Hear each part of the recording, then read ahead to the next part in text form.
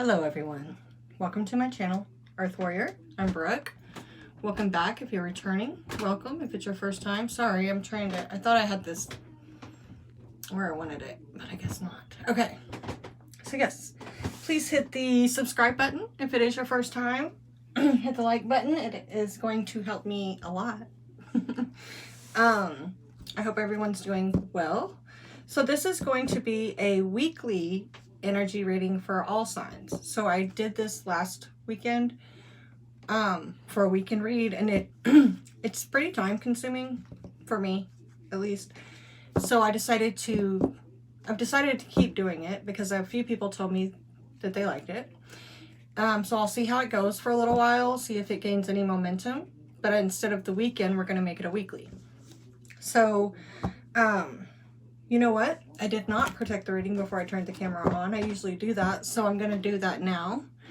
And then we will get a collective card, a card for the collective, and I will go into the signs. Oh, I know I was forgetting something.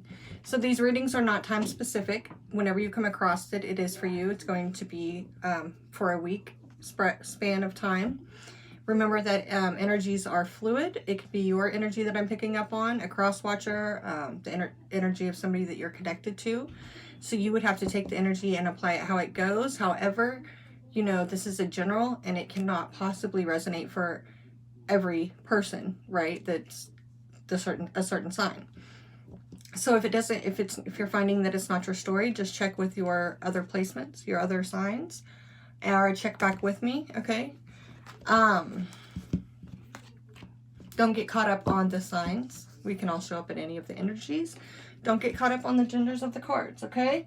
So, that being said, let's go ahead and protect the reading. I draw a circle of protection around myself, this reading, and anyone watching this reading. I call in God, my higher self, my spirit guides, and any deities that are deemed necessary to be here for a clear message for everyone involved's highest good. I set my ego to the side and anything else is cast out. And so it is. So mote it be. Amen. All right. So this is where we get spirit guide advice. So now whatever you resonate with, angels, spirit guides, higher self, crossover loved ones, any other deities that want to come through that are supporting us and helping us, guiding us. So this is, you know, where messages from them can come through. It's also where I take time to say thank you to my spiritual team, God, my higher self, my way showers, and to you guys, well, to them for helping me deliver these messages and keeping me protected and all of that good stuff through all of this, and also to you guys and your guides for helping me deliver these messages to you guys for receiving them. Okay, I feel like I've been talking so much. Let's get to it. Thank you, Spirit. What advice do you have for the collective as we get this reading started? Thank you.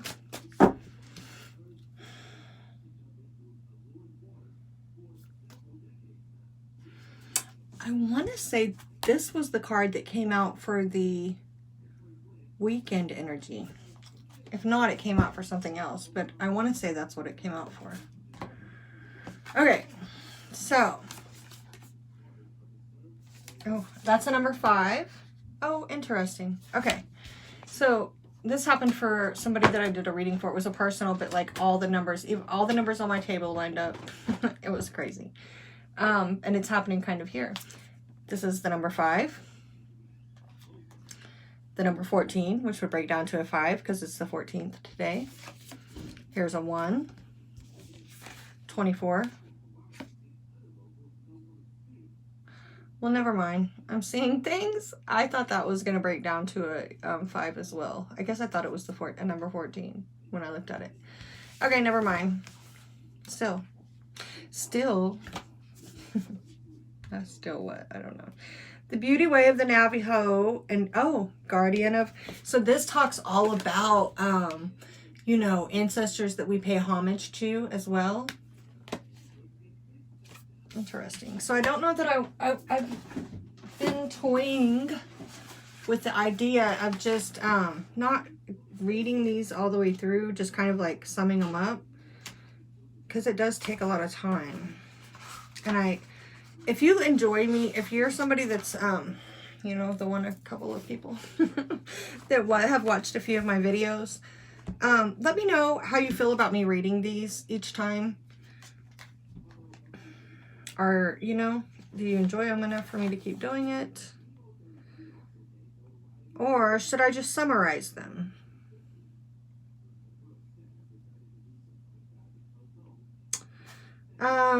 This one's a short one. I'm going to read it. Okay, so with this one,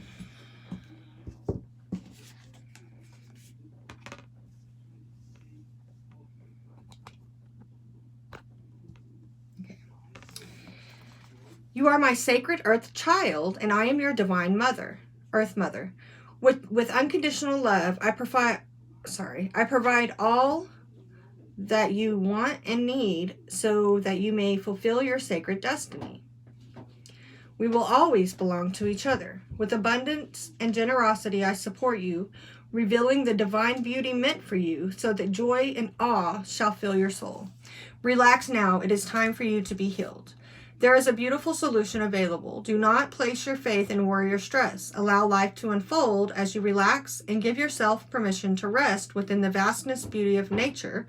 You will become receptive to the best way to handle things. Don't try to figure it out by force. Let go and trust that what is needed is coming to you at the perfect time and in the perfect way. Your peaceful mind shall perceive readily and accurately all that you need to know. So this just talks about healing and kind of like letting go and allowing life to unfold naturally. It's also a 1. It's a new beginning. Like that's a 1 is our numbers of beginnings. Okay. What was that, number 24?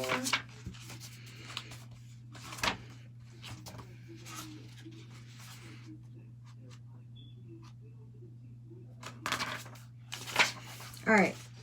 No matter how compelling an experience of challenge, darkness, or defeat may seem, you have divine protection and the promise of safe passage through to the dawn.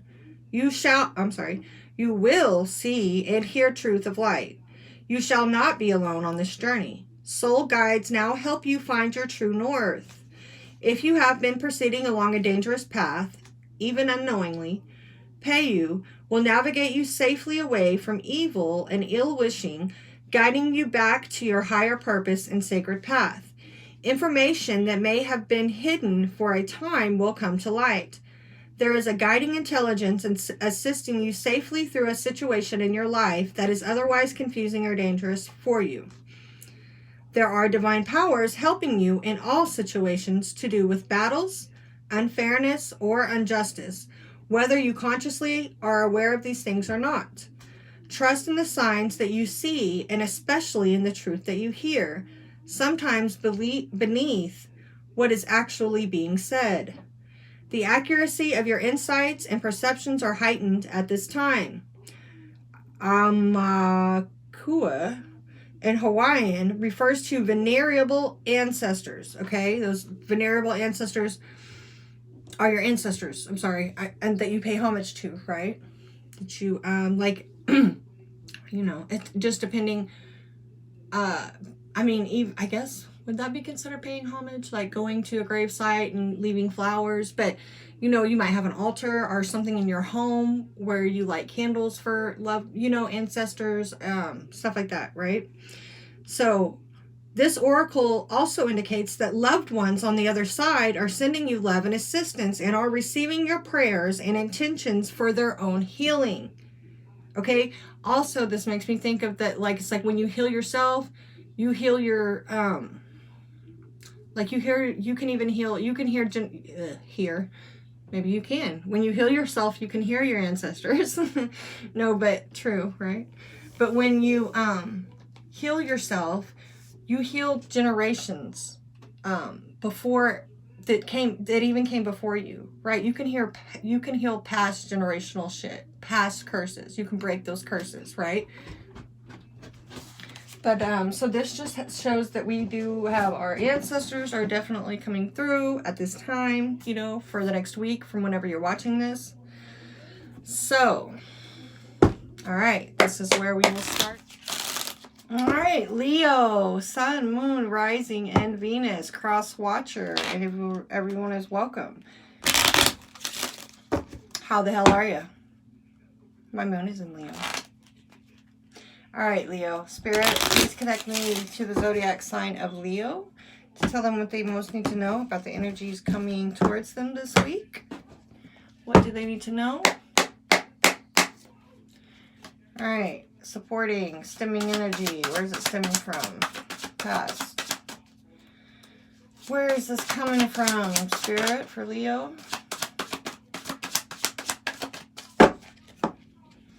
Sun, Moon, Rising, Venus.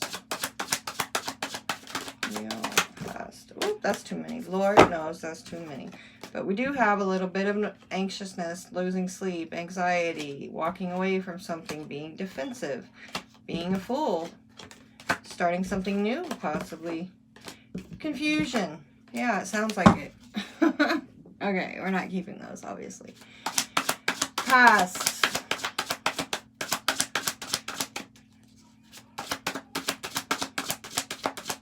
Past energy, please, Spirit, for Leo.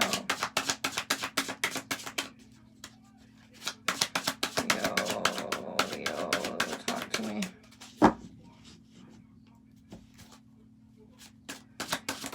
Well, finally. Oh, I knew it.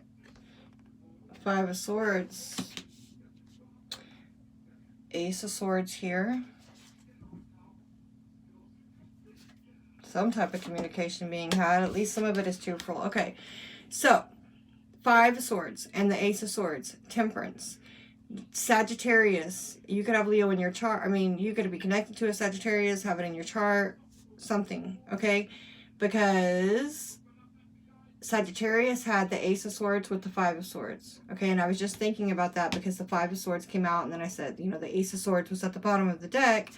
And so that crossed my mind, and then the Sagittarius card comes out with Temperance, okay? So you could somehow be connected to a Sagittarius. I would watch that if you are. You know, there could be something in that for you. All right, moving forward, what's the future energy? Woo-hoo. Nice, a new beginning with something. And laying down burdens. At the bottom of the deck. Alrighty then. Looks like Leo, so far I'm feeling like there's some type of balance and healing that comes in after some conflict, right?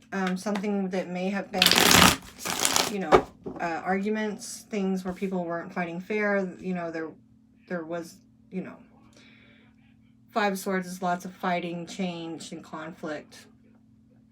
So whatever this was from the past, it's being tempered and balanced, and there's healing that's happening, right? And it's leading towards some type of new opportunity in the future, something new starting. So that's what we got so far, and laying down of some burdens. Whoa. We have here, oh, there's the Ace of Pentacles again. So we already have that twice. So definitely getting something new started, but it could have started, this could be, okay, we are going into retrograde season, Leo. So this could have been something that you tried to start in the past, because it's in the past here, it's connected somehow to here in the future. It does look a little bit more promising with the future card, right?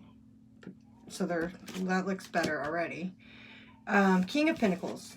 So Taurus, Virgo, Capricorn energy here with the Pentacles.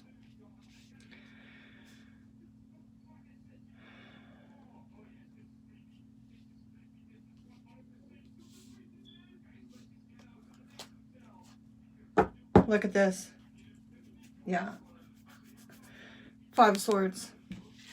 Five of Swords. Both of these are the same card. So this is just more confirmation about this energy that's coming through right here. There's a lot of conflict here. There's something where somebody was really not fighting fair, or two people were, I mean, the Five of Swords are just like really, it's really going at it. It's a lot of verbal, you know, cutting words, right? It's connected to this offer, this new beginning, this Ace of Pentacles. It's also connected to physical things in the world, you know, because we have the King of Pentacles here too, which, you know, the attention of others is more important than gold. That's interesting. We're going to get more into that.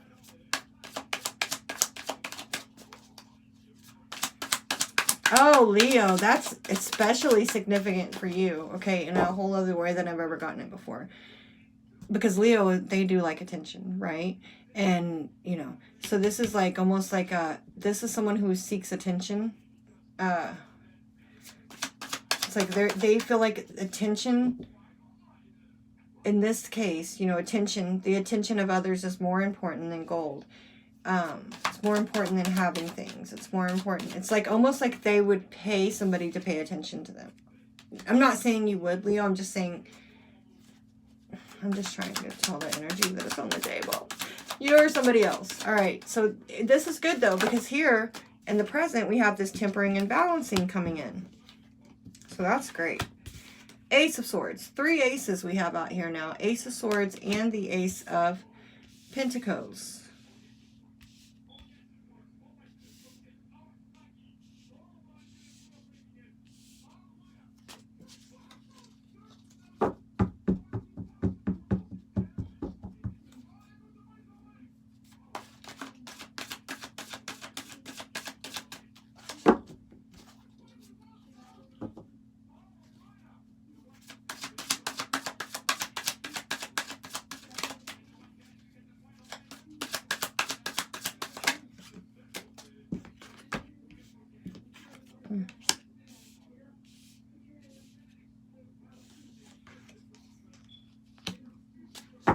Four aces out here on the table. Ace of Pentacles, Ace of Swords, Ace of Pentacles, Ace of Wands. And look at this. We have a completion of a cycle here. We have literally at the same suit, Ace of Wands, 10 of Wands. Full circle here with something. World card here at the end too. So there is a, we're looking at a big cycle here. From start to finish, like this. Okay? And Leo. So here, there's some type of conflict here stemming from, I feel like maybe this is an offer that's being made. There's something, the thing about Pentacles though, this is, you know, out of all the suits, Pentacles is earth energy. This is solid. This is something stable. This is something you can depend on. This is something that is not wishy-washy like water. It is not in and out like fire. It is not gone with the wind like air. This is stable. This is real. This is solid. Okay, this is a pentacle. It is gold. Okay, this is a gift. Right, this is somebody that is offering what they have to, you know, like this is an, you know, and so there's some type of conflict here around this offer and this King of Pentacles who's holding this offer. That's like, you know, the attention is worth more than this pentacle. Here's this pentacle, but he would rather, you know, captivate somebody's attention, which in some cases that's really good, but I'm feeling it differently here. Like in some cases that's true. It's like material things are not as important as the connections that you have with people and you know, but I'm kind of feeling it here as, because it's coming out with this conflict and just the way it's feeling is almost like somebody valuing, you know, attention in an egoic almost type of a way, over like really solid and genuine and authentic offers that are being made by people, right? It's like, because not, you know, you can hold people's attention, but that's not, you know, people may give you their attention, but their intentions towards you may not be true. Their intentions towards you may not be, you know, good or true, or, I don't know what the word is I'm looking for, but coming from a good place, right? So it's like, I feel like this pentacle is like an offer that's actually coming from a good and solid place. And it's like somebody's kind of like putting other people's attention and opinions over something real, right? Something that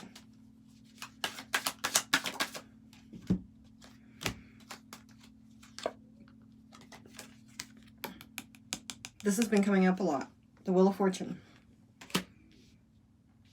Divine timing. It was in the last readings too, right? This is a lot going on. We have a lot of eclipse and retrograde. Like there is stuff going on with astrology that is bringing a lot of things into alignment for some people. For a lot of people. Those felt like something was flipped, but no, I guess not. Okay.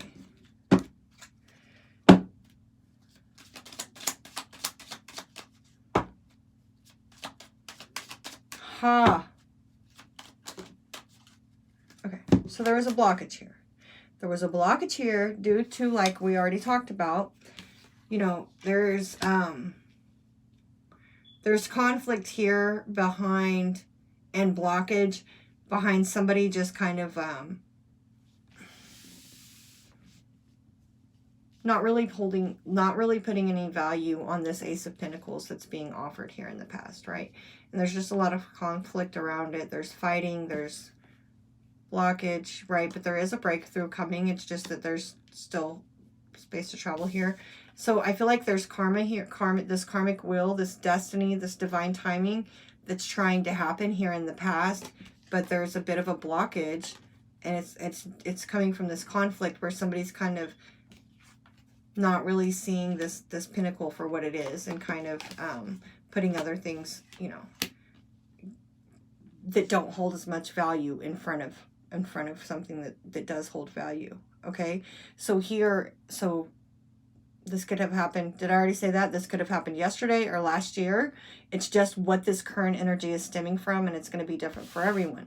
So stemming from this energy, whatever this was for you, presently there's tempering and balancing happening now. There's truth happening now where you're looking at it and kind of like, you see how it like looks, it's almost like, well, we do have this King of Swords here where the cake looks kind of sad, where there's just like, there's something here let me just read it.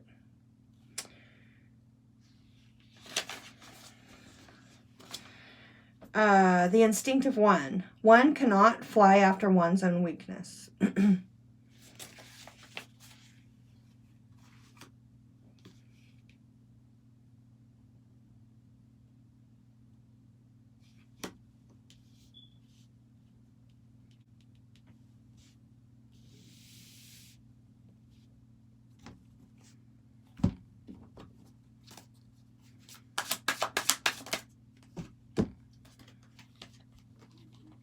So, oh wow. Sad Temperance and Temperance again. Temperance coming out with the Temperance card. You could definitely be dealing with a Sag or have it in your chart. We are having a Sagittarius full moon lunar eclipse, I believe. Okay. That could be affecting you.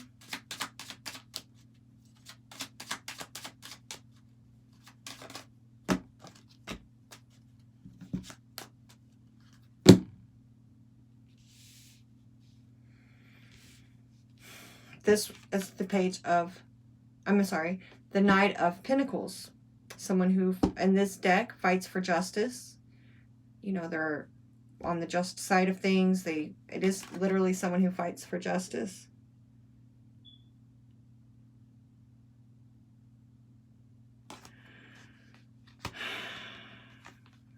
With the Temperance card, this balancing of spiritual and physical. Right? This alchemy and union, Leo. Lots of balancing and healing. And this Three of Wands, it talks about, in this deck, it says the creator of all that is.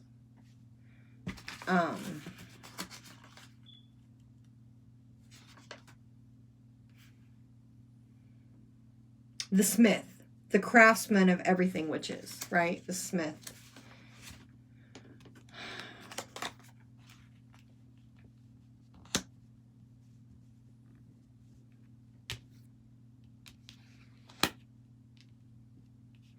with this Ace of Swords, it's like, see over here with this Five of Swords, I feel like it's,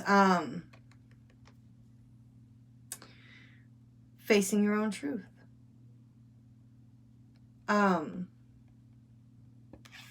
Seeing where you were wrong at, right? Because like the truth is a double-edged sword. It goes both ways, right?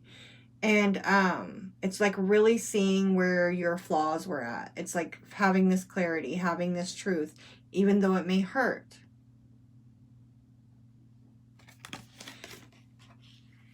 It's allowing this balancing and healing to happen, though. It's bringing in justice. It's grounding in this solidity. It's like solidifying this. I mean, with Temperance showing up here twice too, I really feel like there's positive energy in the spiritual, like in the non-physical, that's really helping you and guiding you to have this understanding. It's this tempering and balancing is also like you're kind of like this week, like at this crossroads, right? It's leading you to this path where I feel like you're going to have a chance to revisit this Ace of Pentacles, or maybe just have a whole new one altogether. But it's like here in the past, it may have been like a perceived missed opportunity, right? Because you were kind of distracted by other things. Well, here presently, it's kind of like gaining clarity about that and being really truthful with yourself about it. And it's creating another chance. It's like you thought you might have missed this opportunity, but it's really bringing it back around if you allow this balancing and tempering to come in. If you really allow this guidance to help you have this clarity, it's going to help you bring this cycle to a close, kind of like bring this opportunity back around here coming up in the future. A whole new like cycle is, I feel like, is starting with this. And it's like, yeah, one cannot, you can't eat gold. You see how this is alchemy as well, I feel, with this cauldron here and the gold. It's like turning gold into, what does it say about this card? One cannot devour gold, but one must learn how to, but you can use it to gain nourishment. So it's like you can use it to buy food. So it's like while you can't eat it, you can still trade it and exchange it and turn it into, it has value to where you can go buy food with it, to where it in turn it does nourish you, right? It can still nourish you even though you can't eat it, because you can use it to get what you need, basically.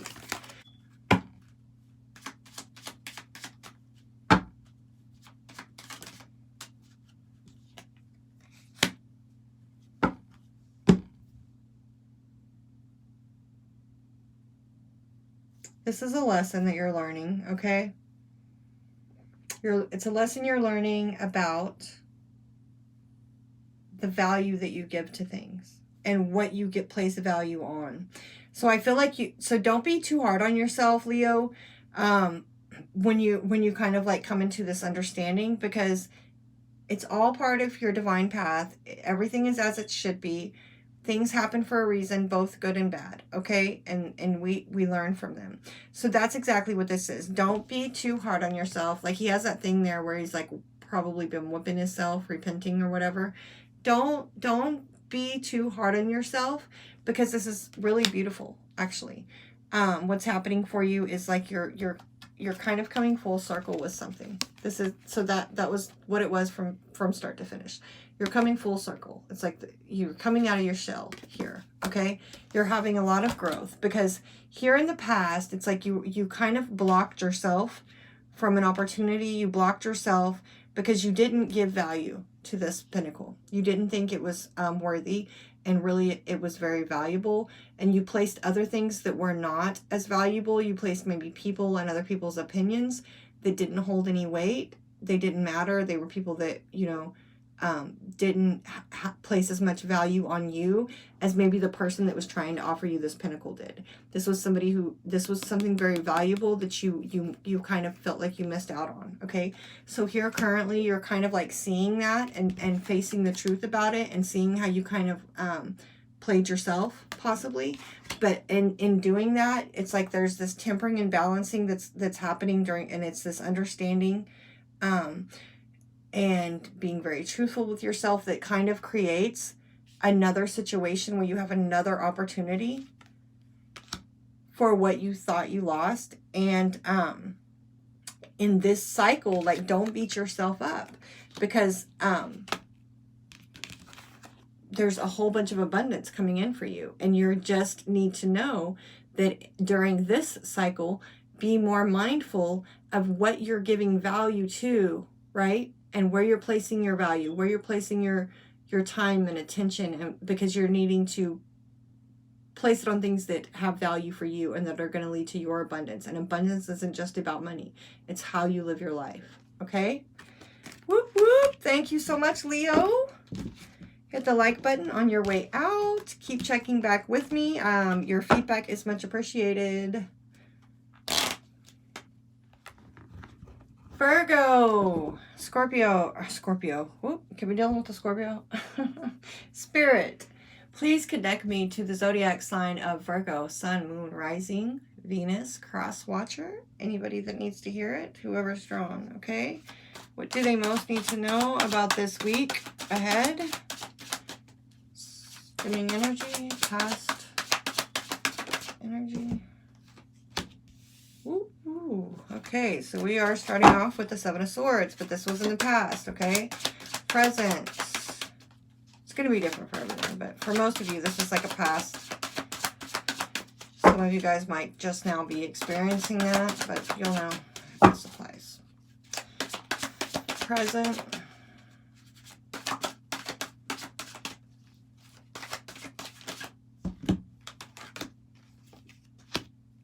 Queen of Wands and the Justice card. Interesting.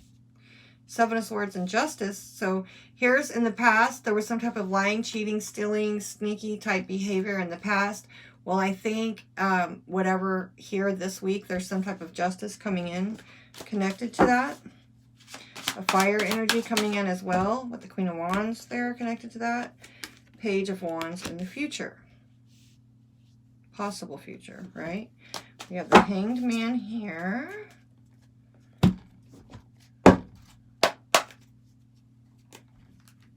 Oops. I don't know why I'm even doing these.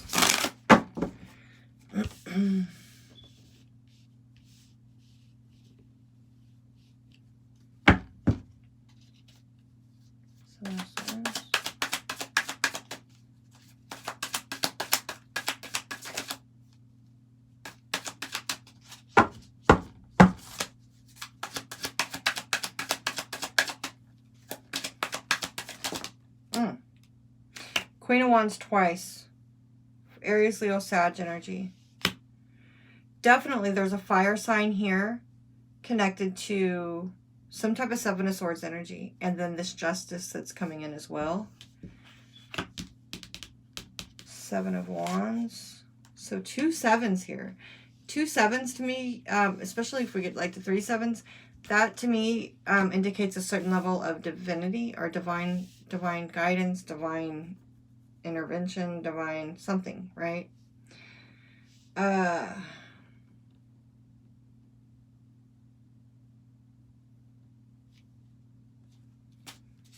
As I say that too, or after I say that, I look down and the Star card, which to me can also talk about divine and destined type soul. I don't know. It's connected, damn it. All right, hold on. Let me get this out so we can fill it through. What's this here with the Justice? Ooh, 4 swords. Oh, god damn. So 2 sevens here. Now we have the 7th one too. 2 4s. 2 sevens, 2 4s.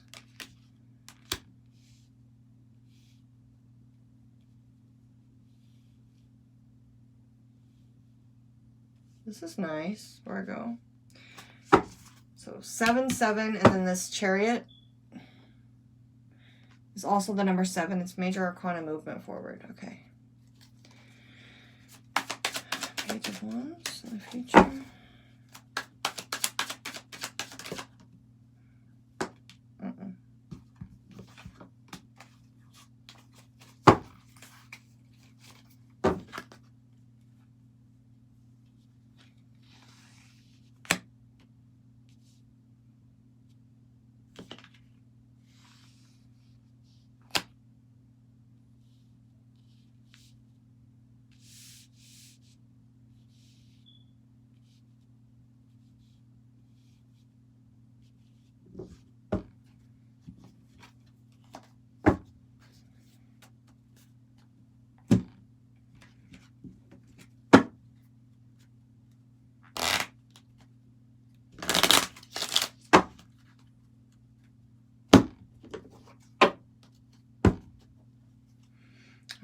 Oh my gosh. Okay, look at the bottom of this deck. The Seven of Swords. Definitely, this is just more confirmation. Like, there's definitely some type of sneaky behavior going on, or lying, cheating, or stealing, possibly. But the Seven of Swords can also sometimes speak of being careful. It's like the things you skip now can trip you up later. Okay? And that could be the case here. It's almost like maybe there was something in the past that might be coming to trip you up now. Or some type of way that you were, you deceived yourself in the past. It's kind of like coming back around now.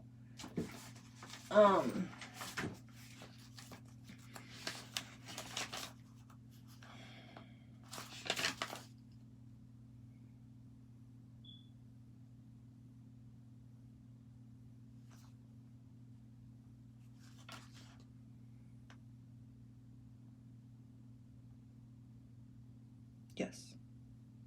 Okay. And I kind of think that's what's happening here. So I don't always get that with the Seven of Swords, okay? But this feels like you... Okay, so this Seven of Wands, it says conceit. Gnawing at one's talents. What the fuck does it say? The lady, poised on one's conceit, gnawing at one's talents. To me, this is like wasting your talents, right? It's like sitting on your throne, not doing anything. It's like you have these wands, you have these talents, you have this passion, you have this creativity, right? And you're not doing anything with it. Okay, so and then in this Queen of Wands is the pupil. It says to learn without understanding is pointless, basically. Brings no benefit. Yeah, it's pointless. To learn without understanding brings no benefit. So this is a situation in the past where you possibly played yourself, Virgo. Let's see. But it's okay. It's okay. That's too many.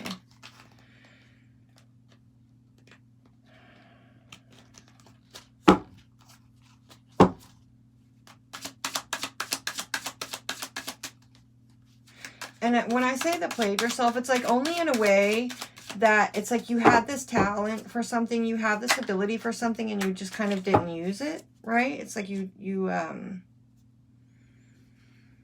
have this knowledge and you didn't apply it, right? It's like you I can't make this shit up. This is the Seven of Swords. It was just at I just showed it to you. It was at the bottom of the deck. It's coming out with the Seven of Swords. There's that third seven for the confirmation that you have divine intervention coming in for you here now. So I feel like this is how you kind of played yourself in a way that you kind of, like I said, you kind of, you had this passion for something, you wanted to do something, but you didn't take action on it. You kind of like wasted the talent in a way. And then I think others also, there was also like a Seven of Swords energy, like people were watching you do this as well, okay? So let's see what's happening here, because there's justice coming in now with the Libra energy with the Justice card, and again with the Queen of Wands, who looks a little bit more established here. And then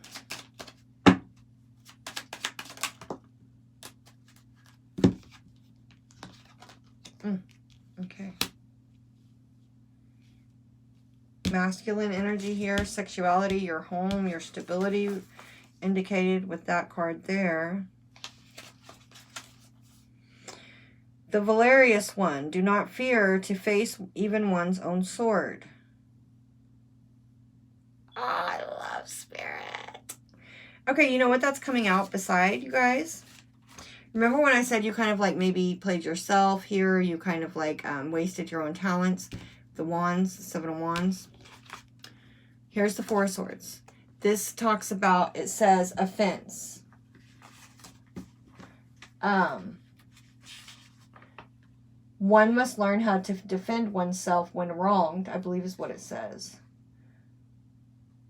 One must know how to be ferocious to defend oneself when wronged. Even if it's you've wronged yourself, right? Because here with the Four of Swords, it's one must not be afraid to face even your own sword. Seven of Swords. We have swords again with the swords and wands, the air and fire. Seven of Swords, Seven of Wands. Four of Swords, Four of Wands. You see how this is like coming through here? It's gaining balance and justice coming in here. With this Queen of Wands is like your energy. This is your passion, what you're passionate about, what you have passion for, your talent, your creativity, right? It's kind of like you kind of like wasted something here in the past with something that you were passionate about. Well, here, this week, presently, there's a chance to restore balance, restore justice to yourself with this. Don't be afraid to face your own sword. Don't be afraid to face your own truth. Don't be afraid to see where maybe you played yourself, you offended yourself. There's masculine energy here connected to this. It's your sexuality, your, there's just something here to, you know, you could be a masculine watching. You could be dealing with, you know, this is going to be different for everybody. So this could be where, possibly, like I said, there could be somebody watching you do this. This could have been where you skipped over something that you were passionate about for a masculine energy, you know. So, you know, take it and apply it how it goes, okay? But let's move to like this here. Because here in the future, we have the Page of Wands. This is this spark. Maybe this now is kind of like, there's Wands energy again, right? This is kind of like, okay, I'm going to do it. In the past, I have this talent for something. I have this passion for something that I didn't do. So here, this week is kind of like facing that and dealing with it, gaining the feeling, you know, restoring justice to yourself in this situation. And then here you are picking up this wand and kind of like, I'm going to do it with the page. It's the start. It's the get going, right? It's the spark. Now with the Queen of Swords is like the bully. It's lashing out. She lashes out. But in doing so, it's like, it's not, you don't gain, you find no comfort. Or no, you find comfort, but no answers and threats. Coming out with the Three of Cups.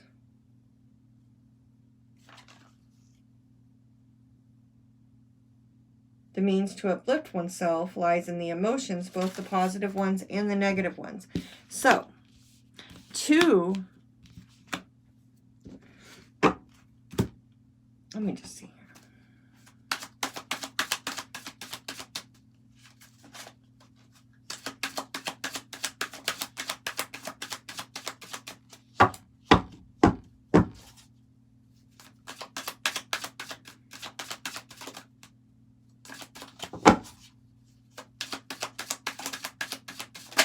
Oh, shit, Virgo. The hell was that? Judgment card there. I'm not going to keep it because all these fell out. But, yeah. Don't judge yourself too harshly. Don't talk bad about yourself about this. It's really embracing it. Allow justice to happen. It's okay. Don't be afraid to face it. It's facing the truth. It's only healing, right? So, you know, don't lash out at yourself too much or other people, right? There's no, you know, it might give you a temporary release to get it out or whatever, but you don't get answers. There's no solution in attacking, verbal or mental, right? So, and that's coming out besides like this gain, the good and the bad emotions, right? It's like you gain traction, movement. Success happens when you balance the good and the bad, right? So don't judge yourself too harshly, Virgo. or other people. Okay, and then there's another 4. So 3 4s out here now. 4, 4, 4. Queen of Wands at the bottom of the deck. So the Queen of Wands 3 times too. So that's pretty significant.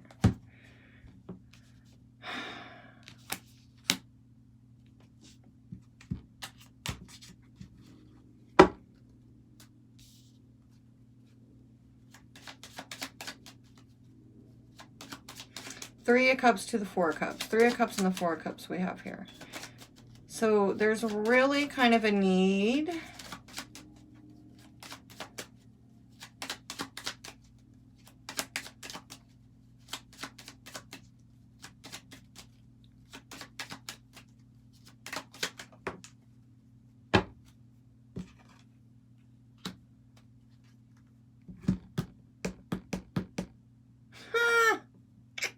You could be dealing with an Aquarius, Virgo, some of you, because,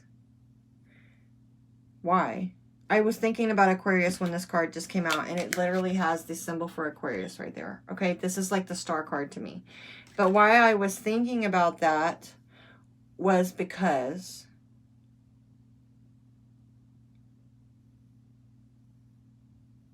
I was thinking about a fish out of water.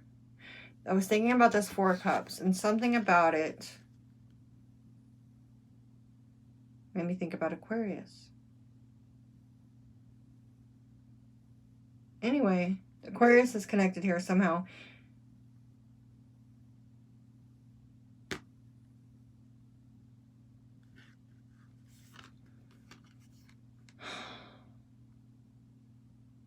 Okay, this is the number 16. This card talks about astrology. It talks about soul purpose. It's like I said, it's like the star card to me. It's destiny. It's soul, where you're, the path your soul is supposed to be on. Soul journey, why you're here type of an energy. You know, looking out into the stars, looking out to right? And it's the number 16, which breaks down to a 7. It's, to me, the divine destiny type of a thing.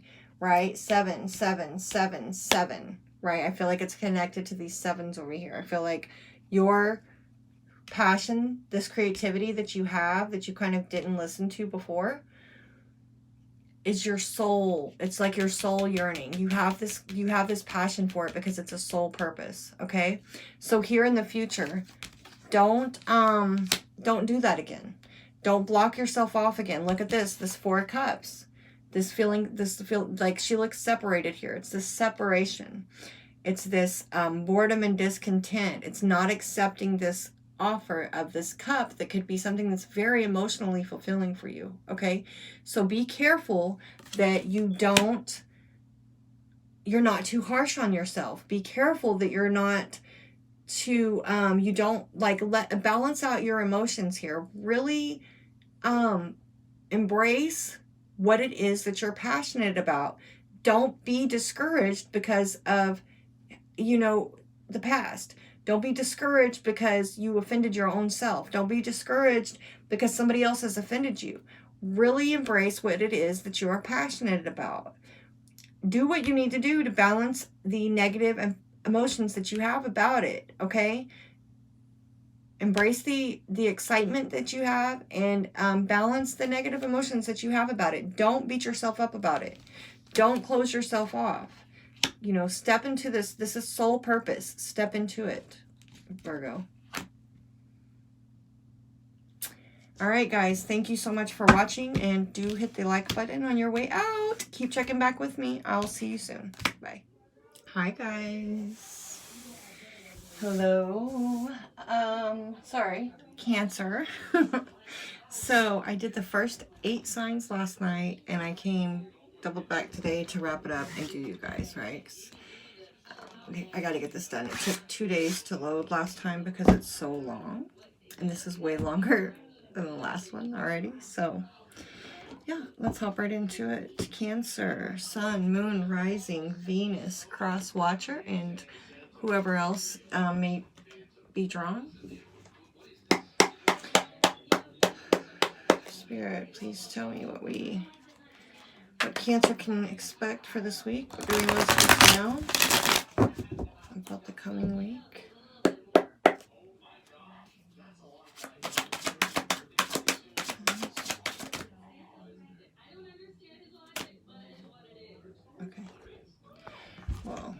Alrighty then. Temperance is all over the place, I feel like. Temperance, Sagittarius energy, and you know what else? I don't think it's a coincidence, because we are having a full moon in Sagittarius, as well as a full moon lunar eclipse in Sagittarius. Okay, so here's some Sagittarius energy, temperance, tempering and balancing, coming out here in the past. This is like the supporting energy, right? So it definitely can be different for everybody. It could have been yesterday or last year. It's you know, but it's where the current energy is stemming from. Okay, so what you'll be dealing with this week. So this is that type of past position. So Queen of Cups could definitely be you showing up here in your reading. The Cancer, Pisces, Scorpio. Present. 9 of Cups. That looks promising. Future.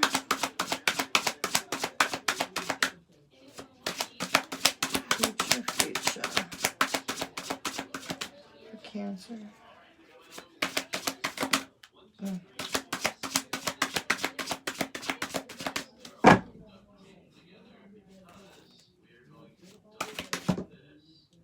Okay. The World card was where the deck split, the World card and then the Double card right here. And underneath that is the 7 of Swords and the 3 of Cups. Again, that's like the second time that it's made itself known to me. So we could be looking at some type of third-party situations. Also like drinking sometimes is with that. Could be, you know, addictions, you know, drinking or overindulging, maybe something, side note there. But okay, we have the Knight of Cups and the King of Swords here coming out in the future, possible future energy of this. Okay, so the Capricorn at the bottom, don't get me, there's so much going on right now with the stars, the planets, and I don't want to, and I haven't, you know, I'm not even on top of it as much as I am sometimes. So I don't want to say something that I don't know about. So there could be stuff going on in Capricorn with that. We do have the Devil card over there. Past. Wow, that's a lot. I don't know if I'm going to keep it.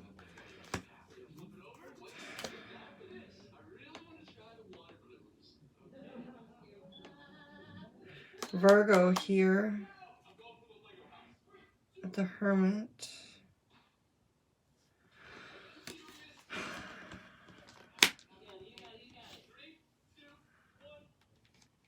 I'm going to go ahead and keep those.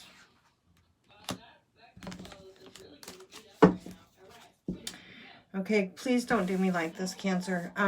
Gemini really got me. There was a couple of readings that were just, yeah. And I just let it take however long it needed to take. I want to say it's like almost an hour for Gemini.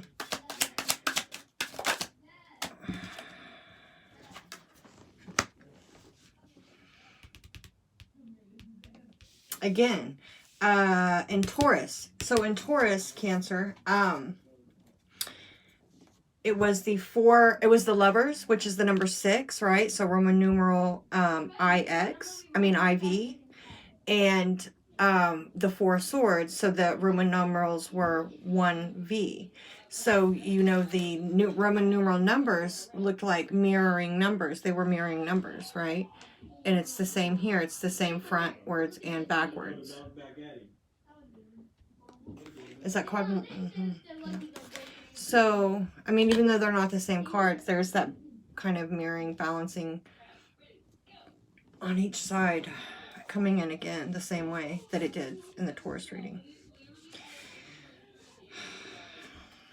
Strength card. Leo energy there. Okay, another major arcana. The Wheel of Fortune. It's been everywhere in these readings. And the Emperor. Both major arcana. Okie dokie. So we have the Emperor, the Taurus. You know, the Emperor could be Aries or Taurus. Look at this. We have Aries or Taurus. All the fixed signs with the wheel. right? So that's Taurus again. And the Emperor could be any sign. Don't get caught up on the signs, guys, but I'm about to just run down what we have out here real quick, okay? We're all capable of showing up in any of these energies, though.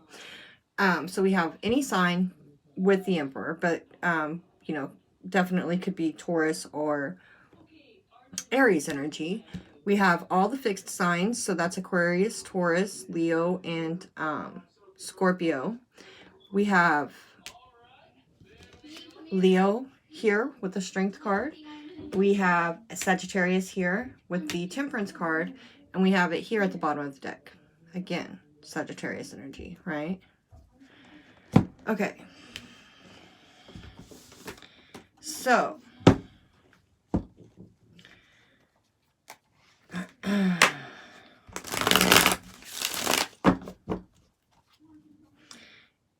in the recent past, Three of Swords at the bottom of the deck. Okay. In the recent past, my dear ones, we got a little bit of anxiety, a little bit of being wounded here, a little bit of betrayal. These cards are a little different. This is the Nine of Swords, which is usually anxiety and losing sleep and thoughts that keep you trapped and all of that, right? This deck's a little bit different, so I'm going to check something out real quick. But yeah, let me do that first.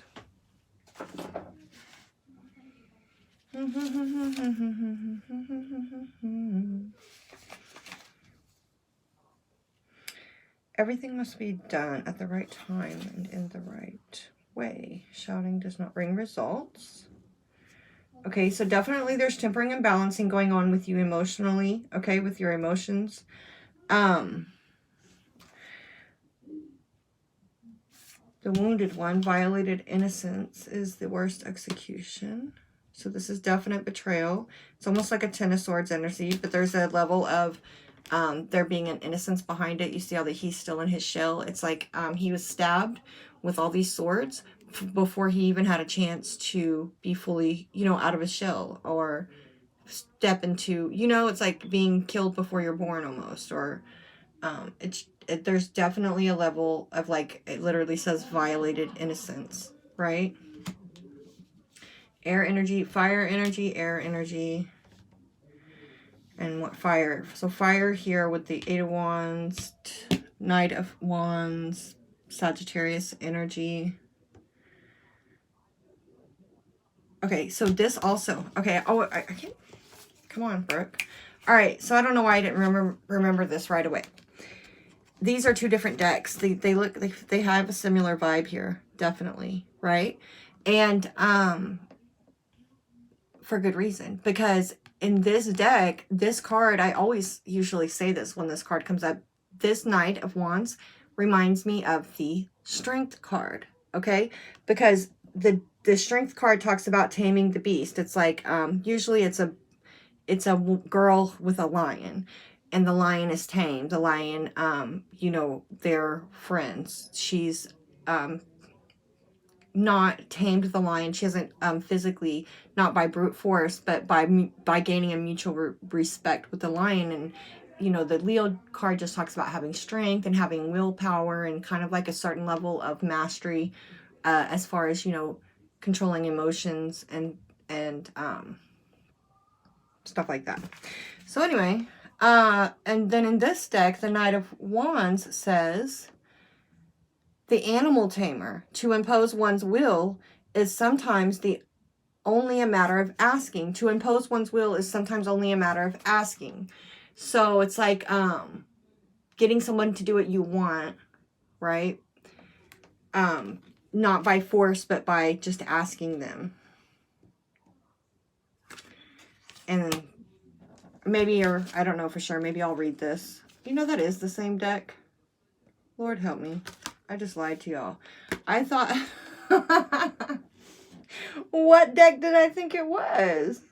I guess I have another deck that kind of looks like this. And for a split second, I thought I was using that deck.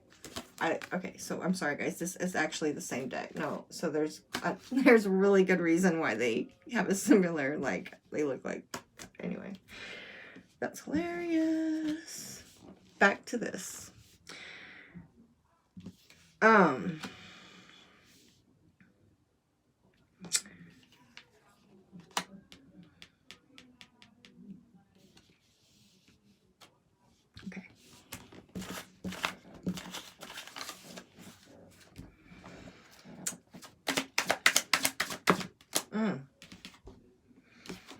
Hierophant in reverse. So here's Taurus energy.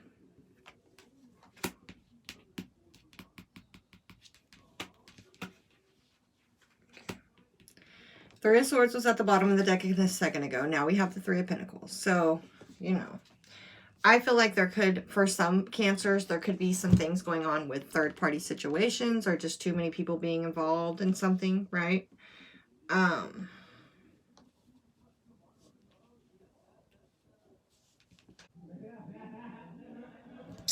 There's company. Excuse that noise, you guys. I apologize. All right, so listen. What it's just looking like is here in the past. Let me fill this out. We are talking about a general. This isn't going to resonate for everybody, but I do want to keep it, you know, it's going to affect everybody differently. So it's going to be different for everyone. But the energy of this is there's definitely tempering and balancing of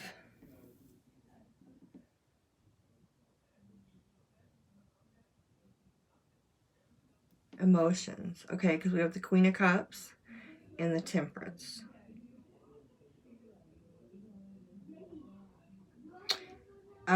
And then this Eight of Wands, it talks about the timing, right? It's the Fisherman. It says everything must be done in the right time.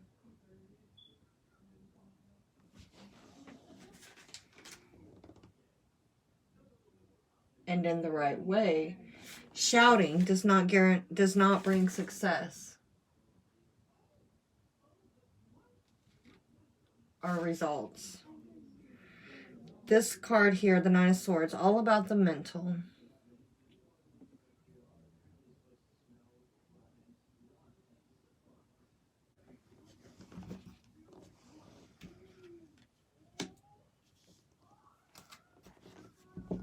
We have 2 8s here.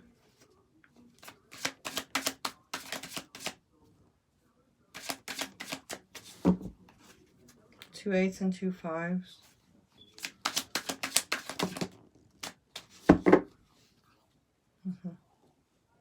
So I was getting a card to clarify this.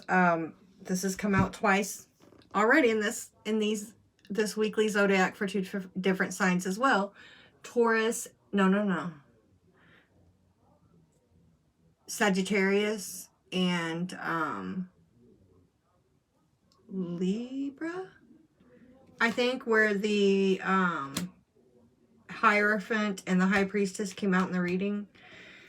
So here it's coming out together.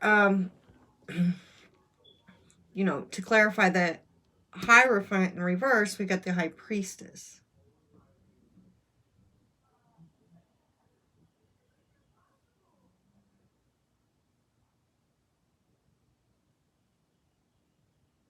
So,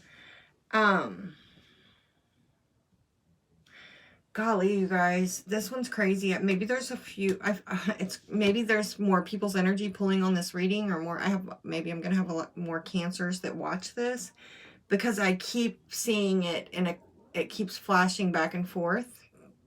And it's so crazy because, this could go in such a different way. Because there can be this here of lashing out at people, you know, needing to temper anger, needing to temper communication, and even it could be like with the way you talk to your kids, the way that you just communicate with people. It's like you just cut people down, you cut people off because there's too much mental anxiety. It's like when you have this Nine of Swords energy within your head, it's like you're also gonna it's gonna come out your mouth too, or it's gonna cause you to just kind of like really have cutting words with people, right? And so And then like going along with the people that this may resonate, going along with that, like these coming in underneath here could be like this Hierophant could represent like a commitment or a marriage, you know, contracts, things like that. And it can be like an ending of some type of committed relationship or marriage. There's like this Pisces energy here, listening to one's intuition. The also was big with, that's been coming through with this Temperance energy. The Temperance is, all three of these are my big spiritual cards in the tarot, right? Temperance, Hierophant, and the Pisces, and the High Priestess. So I do feel like there's this pouring in again, and this has been kind of a common theme throughout all these readings I've done so far, of the bringing down, intersection of heaven and earth, as above, so below, really getting in tune, listening to your intuition, and this these guides and spirit just really like pouring in to the different signs, to like there's just this energy of being guided, being this tempering and balancing that's happening, that's helping, you know, for the balancing to happen, to help deliver, like to strengthen this connection so that you can be more in tune, you know, get these messages with your intuition.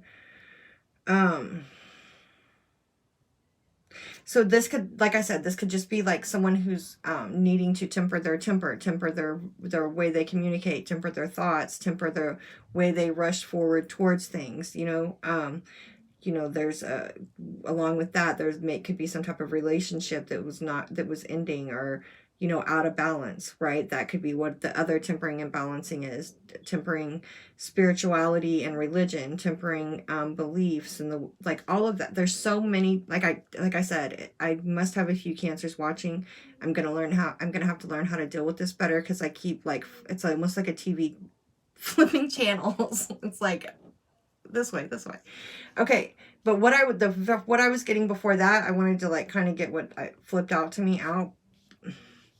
Because the other thing, for some of you guys, it's going to be very, so for some of you, it's going to be very 3D like that. And for some people, this is going to be very much on an emotional and spiritual level.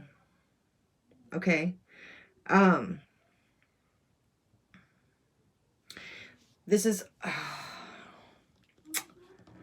okay, so the tempering and balancing that's it's happening, and the balancing of emotions, and this coming in, this information, this, you know, it's alchemical, it's union with the Temperance card. It's coming together of two different chemicals, or two different components, and coming together and making something completely new. It's like this union of it's this alchemical process that's happening between spirit and physical, right? Spirit, emotional, like thoughts, and just the way everything comes together. So that's all like the Temperance, like, is, to me, you know, not everybody resonates with angels and archangels, or, you know, it's all the same to me, you know. But so this could definitely be like archangel or angel guidance too, with the Temperance, all of that. So if this is more on a spiritual level, I mean, we got the Queen of Cups, who's definitely 100% very intuitive. The cups are all about intuition, right? So we have just this super intuitive energy here in the past. All these major arcanas, it's very significant. And it's like, but it has to be done in a very tempered and balanced way. It's like, you cannot, I think I just told somebody this, I can't remember who it was, but it's, you can't, you know, it takes 9 months to create a baby. These things don't happen like that. These things, they happen, and it's not anything that you can just watch happening.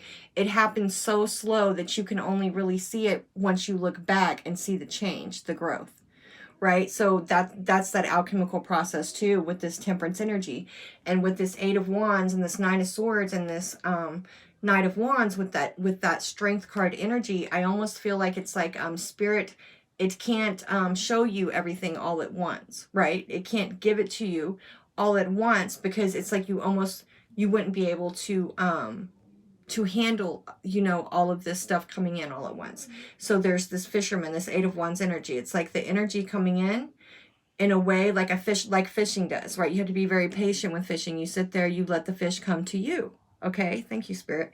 You let Spirit let you come to Spirit. God lets you come to Him. You know, then that's when he knows it's time. That's when he knows you're ready. Okay. And that's how these things happen. It's like, because violated innocence is the worst execution. It's like, your thoughts, your mind, your mental could not, I'm telling you, once you get, okay, so for who this part is resonating for, Cancer, the guy, you know, my viewers that are really getting into their spiritual side and tapping in and being able to feel these energies and know what I'm talking about here. Man, your mental with the swords energy here, this 9 of swords, when you really get into this stuff, it's like you have to unlearn things, and you have to really face like things.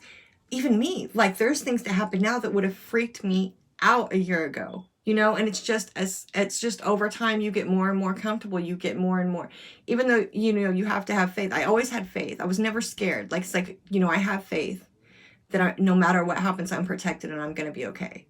But it's still hard for me still, like even still the things that I know are true, it's hard for me to wrap my head around. But I understand that, you know, God, you know, I don't know the whole story. I don't know the whole picture. Uh-oh, I didn't.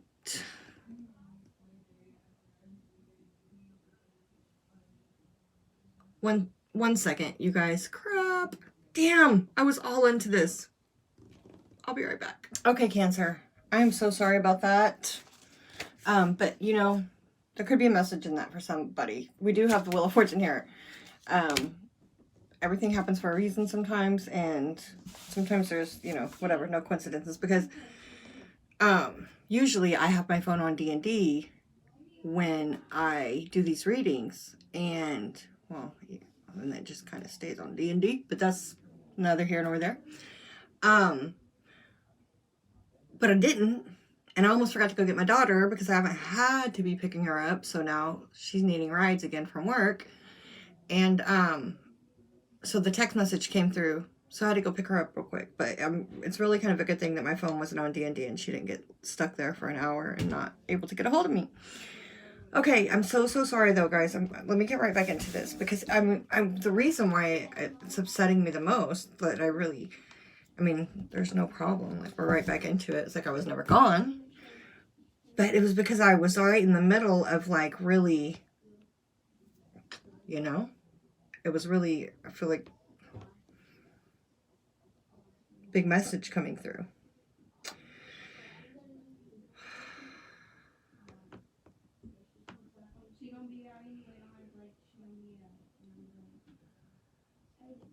Okay. So let's get back to it, right?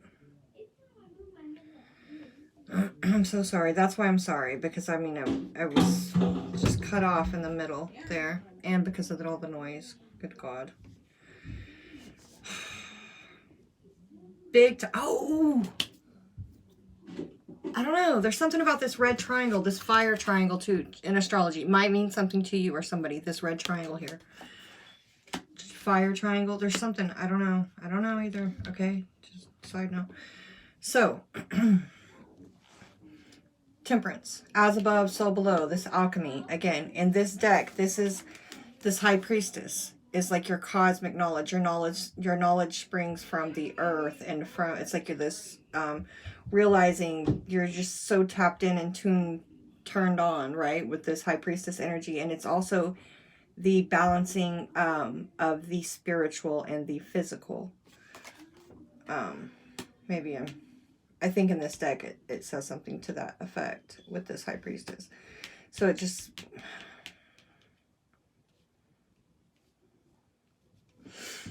But what I was talking about... oh, here. This is where it is. Okay. Sorry. Thank you, Spirit. There's this thing here about just giving it to you, and your growth is happening, you know, the way you can take it. Because, like I was saying, you know, I couldn't deal with you know, some certain things probably a year ago, the way that I can deal with them now. So you just kind of have to, I mean, and there were some things that I totally, like, I was, that went along with everything else that I agreed with and resonated with and knew to be true. It was just, I'm not going to get into them, but they were just ideas and, you know, certain beliefs that other people had that seemed so far-fetched to me. or not far-fetched, but just so hard to wrap my mind around that I kind of just skipped over that whole part of a you know, theory or you know, but now I'm starting to be able to kind of integrate that information and understand and accept it better. Okay, so I think there's an energy of that to it too, where I'm trying not to make these long readings, but you know, it is what it is.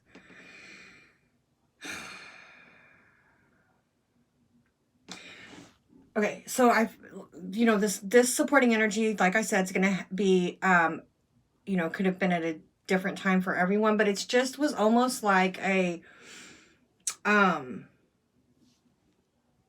you know, for the people that the second, kind of like energy or way I was seeing it is resonating with is maybe religions. And, so, you know, this Hierophant may not be a relationship so much as, or the way you view relationships spiritually, or the way that you have your belief systems and what your moral code and what you believe, you know, spiritually, and what you know, the Hierophant definitely represents the churches. And even in this deck, it's specific. I've never seen it like this in any other deck. It specifically says there's like a little be aware, or be on the lookout for false prophets, false teachers, because the Hierophant is someone who kind of like teaches spirituality, he teaches religion. So in this deck, you know, and this card did come out in the upright, so it could have been a something that you received. Like, to me, this isn't anything that somebody, I mean, it could have been a seed somebody planted in you, right? Some information that you received that got you to thinking. But ultimately, with the Temperance card and the High Priestess and the Queen of Cups, this is what information that you felt intuitively. You started like kind of seeing things that didn't add up, or, you know, it, but you know, Spirit, your guides, God kind of gave it to you. So in Nine of Swords is you had to work through it, right? Mentally, you had to kind of like be strength. This Strength card, this Leo energy, you know, when you start, you know, it's some people would rather continue to believe lies than to actually admit and accept that what they have believed and been told since as far back as they can remember is a lie, or not true, or false. Like, you know, there's a saying that's like, it's easier to get people to well, how does it go? To do something, then I'm gonna fuck it all up. Basically, though, it's just really, you know, it's hard for people to accept that they've been bamboozled, or that they've been scammed, or that they, you know, were misled and they bought into something that wasn't true. It's really hard to accept that for some people. So that could be where this Nine of Swords energy is coming from too. But I feel like, you know, this could be somewhere where you're kind of, there was just some type of realization, and it happened, like I said, it happened internally. It was just a process that happened in this alchemical way. It was piece by piece by piece, okay? And like, I feel like spiritually, really just having this big awakening, okay? Sorry that it took so long to get that out, Cancer. But there's two different ways there. Let's see if it comes through both the ways throughout. It's hard to do that, guys. Big shout out to other readers that like can like, I see it this way and this way and this way. I mean, because yeah, I can see it that way, but like keeping them separate and like, you know, I'm working on it. All right. So here, this is the Nine of Cups. Oh, I didn't tell you this. So I also feel like this was also somewhere that you know, to me, it can represent your job sometimes, but I hardly ever get it for the job. More times than the job, I get it for breaking chains and breaking free from things that have kind of like kept you stuck, right? So as long as like you were buying, like, you know, there are some religions and some belief systems that will kind of keep you trapped inside of the box, you know, kind of keep you like, you know, you could only going so far, and then, you know, you don't want to step outside of certain customs or beliefs or perceived like evils or you know, like some people might think tarot cards are evil, so they won't even touch it. They won't even hear about it, right? Because they believe that it's a sin and they're going to go to, you know. So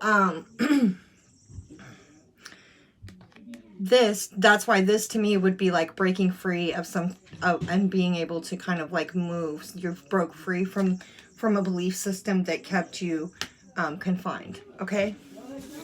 Now, Nine of Cups is wish fulfillment with the Strength card. Present energy. This is lovely energy. Probably. Let's see how it's playing out.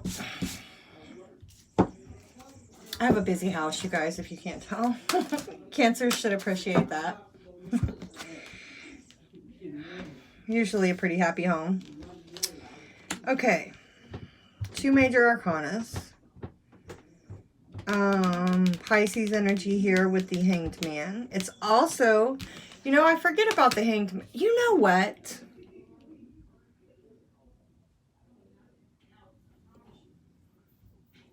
The Hanged Man card is kind of a little bit of a spiritual card too. I forget that. I always like go for Temperance, High Priestess, and Hierophant. But I mean, there's the Hermit and there's the Hanged Man. Hanged Man definitely. The Hermit could go a couple ways. So suspend your disbelief and surrender to a new way of looking at things. Expand the limits of your consciousness, a different point of view, an open mind. I just wanted to see real quick, like, this Hanged Man. I thought it was one of the ones that said something else. But this one does talk about seeing something from a different point of view, expanding your consciousness, right? Suspend your disbelief.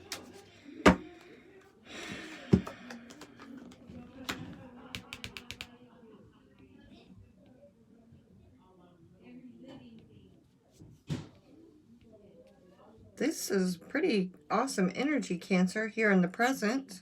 And in the future doesn't look bad either. Okay, so, Cancer, you guys are giving me this too. You guys are really the only signs that has given me this,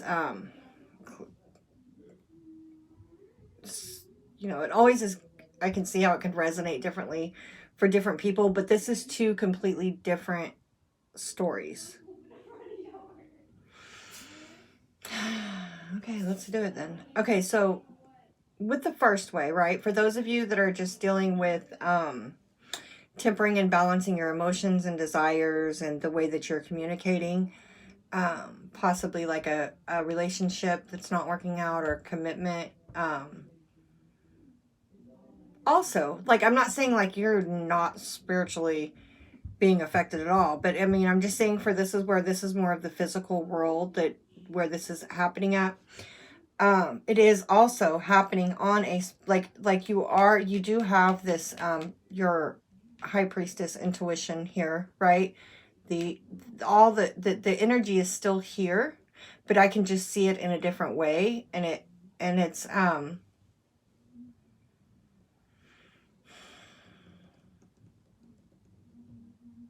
like I said, I think there's somebody here where their intuition is telling them that something is wrong. It's causing them a lot of mental anxiety. It's causing them to lash out. It's causing them to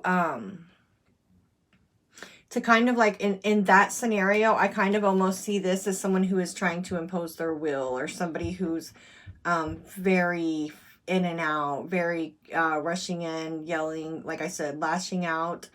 And it's due to their own mental conflict and their own anxiety, and it's just being projected out, and it's coming out very harsh, right? So, and it's due to, well, you're like, to me, this would be like your intuition, your inner knowing, is telling you that there's something wrong or something needs to change, or is nagging at you trying to get you to balance something out, right? And there's just, and something off with the relationship, okay? Now, now in that scenario, pulling it over here to the present energy, it's like,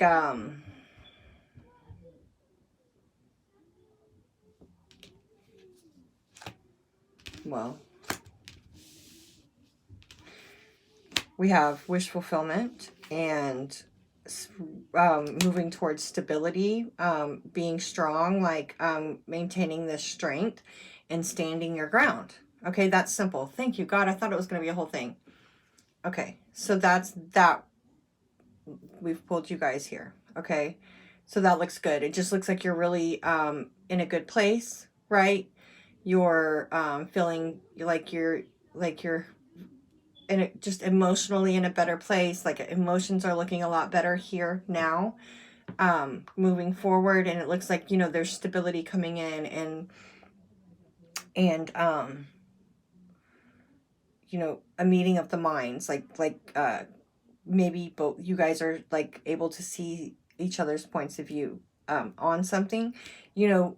And you know, somebody has and coming, maybe possibly because somebody did stand their ground on something, and now here you are able to kind of like see from each other's points of view.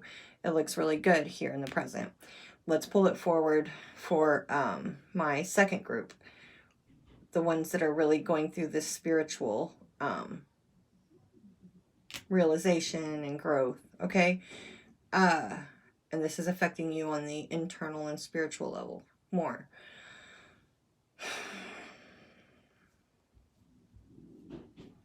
Not too far different from the first way.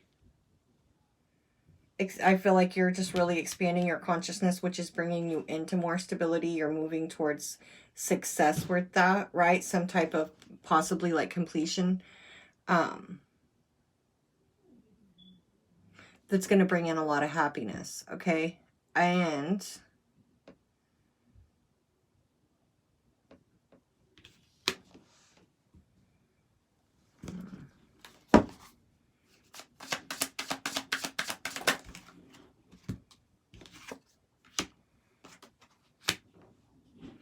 Four of Swords and the Two of Swords, with the Nine of Cups right here, which we have the Nine of Cups right here.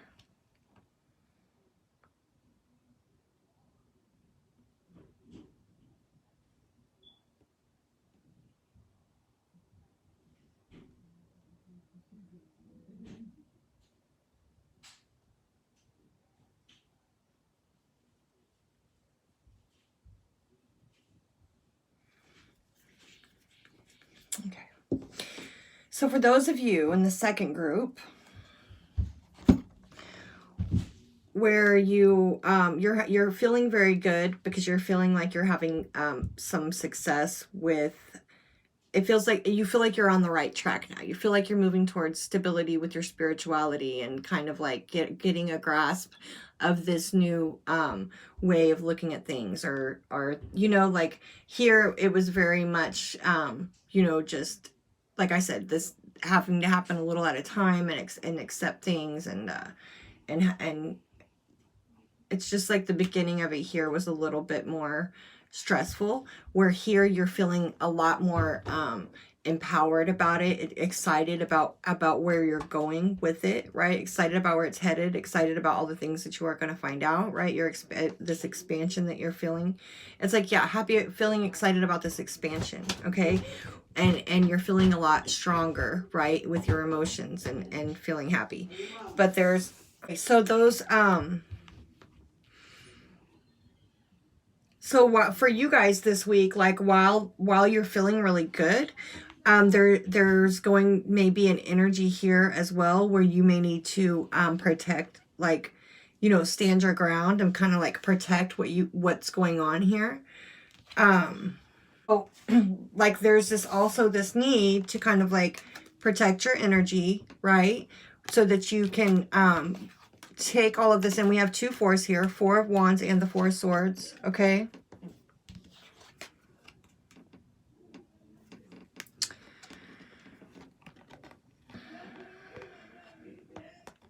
So, it's just like really like the Strength card is still here. So while you're feeling a lot stronger emotionally and you're feeling good, it's also being strong and standing your ground. And don't, like, you see how she's walking on this tightrope here? It's like don't get too excited or too far ahead of yourself, because there's still a lot of work to do, and there's still a need to like this is just the beginning. Right, this are it's going to be different for everyone, not just the beginning, but it's like you're just like, you see how she's in this deck, you know, it talks about I'll tell you what it says, because there's something to that and what I'm trying to tell you right now. It's like you're there, you're on your way to success.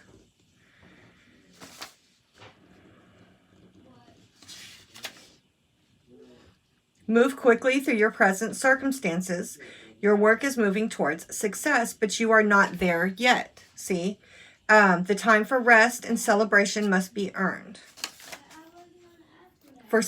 Well, I feel like the time for celebration, so like that type of rest, right, must be earned. So that's the thing. It's like, don't get too far ahead of yourself, because I think you're feeling really good right now about where you've come, and you should feel that way. But it's like, this isn't the time for like overindulging in anything or getting, and it's also like the time, like you still need to pay attention, like where you're going, and be cautious, because this is new territory, and there's just this need, like spirit is still working with you. Spirit is wanting to really for you to get quiet. Sorry, there's something on me.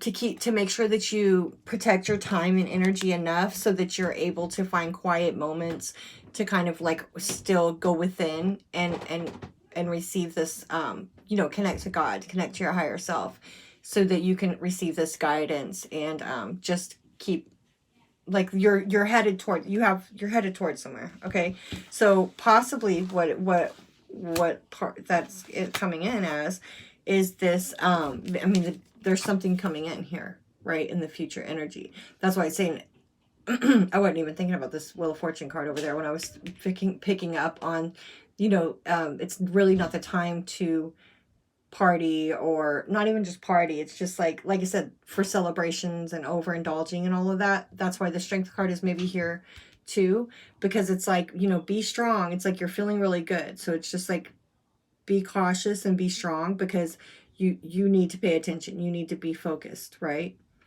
on what's going on right now. There's an expansion happening, and you're just like needing to really be in the present moment with this, and not get off this like what you're headed towards, because they're going to need, like, there's this divine timing. This Wheel of Fortune, the wheel's turning here.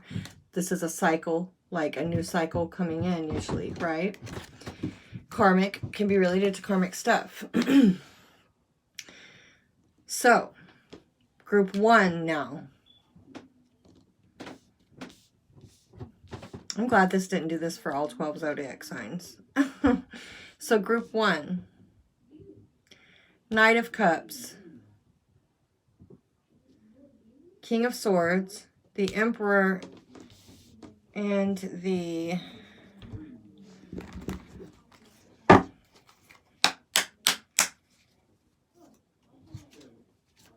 Wheel of Fortune. And the Wheel of Fortune. Look what's at the bottom of the deck. The Wheel of Fortune.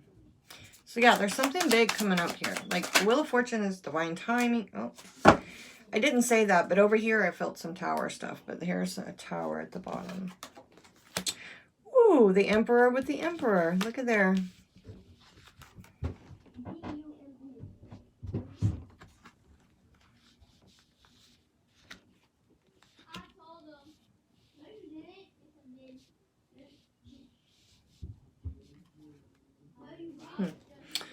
Well, Cancer?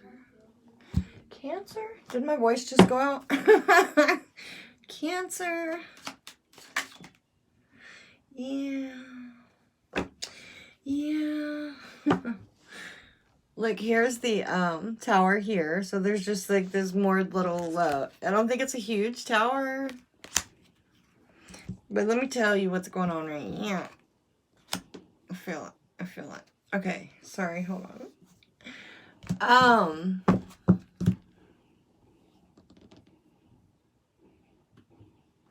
It's okay. No biggie. It's just...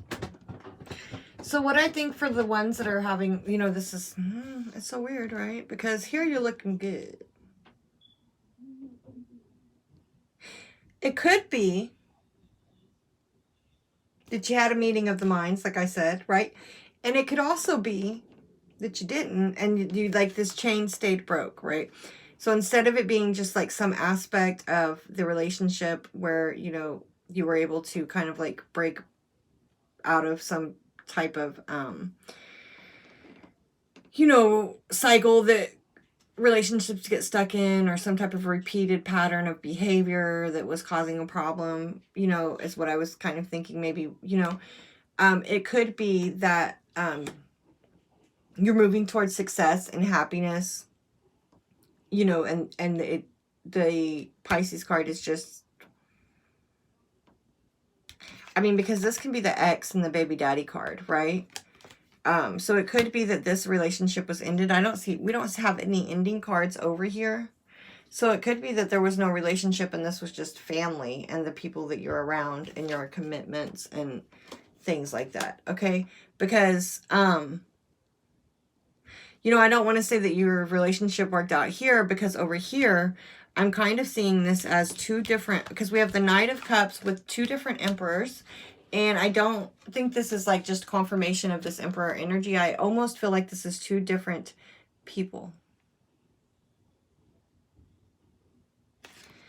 And, you know, with the Knight of Cups, like Knight of Cups is oftentimes a love offer, an offer of love, action of love. And the Wheel of Fortune with, okay, so we have the King of Swords, and then all these energies, right? There's quite a few energies over here. The King of Swords, Knight of Cups, the Emperor twice.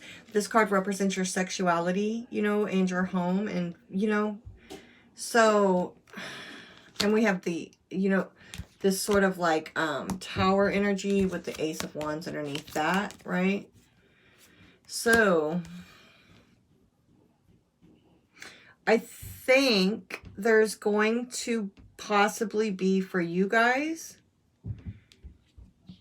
a couple of options, right? A couple of options coming in, two different energies. I'm really picking up this as two different people, two different energies. So you'll, you know, I can't tell you, you know, which is a better choice or not. You'll have to decide, you'll know, right? And that's part of the reason why you're needing to be in this mode of not, well, like even for you, like energy is energy, right? And it applies even if it manifests in different forms in our lives, right? It's still the energy. So even like if you're in group 1, a part of groups 2 are still probably going to resonate for you, because it's like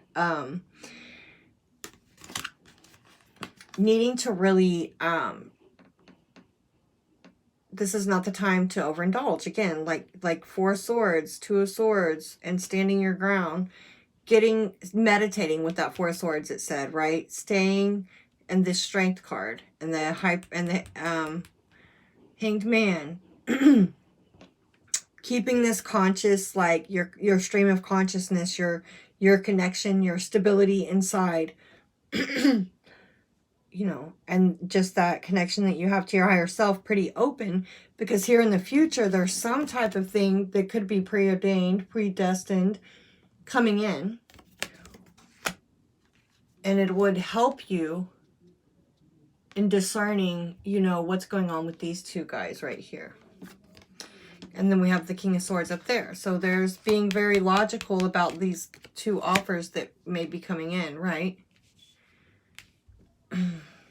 And here in the past, right, for group 1, we did talk about how, you know, there was a need to control the desire and the thought. Like there was this need for tempering and balancing in the past. So here in the present, feeling really good and getting to a place, you know, where you're good, but still needing to be careful with your time and your energy, and be protective of that while you're in this space, because when this comes, like you'll be able to make good, clear decisions, right?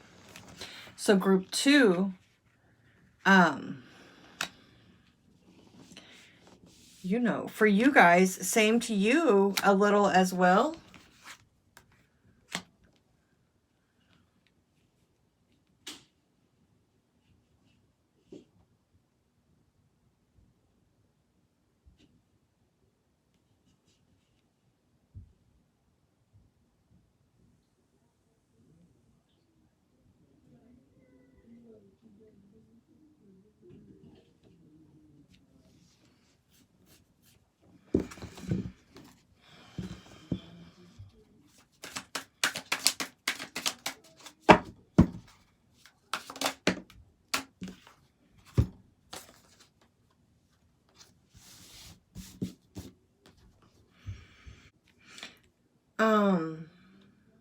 For group 2 though,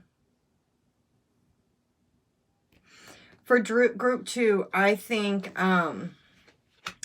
you know, you guys take this energy and apply it how it goes. It's just that I'm seeing it, it's all connected as,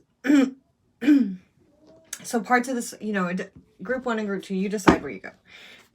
But I just see it for some people being more manifested in the physical, and some people it being more on much more on an emotional and spiritual level. Okay. But the situations can be, you know, different for everyone and kind of the same, but it's almost because it really kind of like, even though I'm seeing it like more physical here, especially here, I'm seeing it very clearly more physical and more spiritual and emotional. It's like here by this future energy where this divine timing comes in, this Wheel of Fortune, it's kind of like it's merging.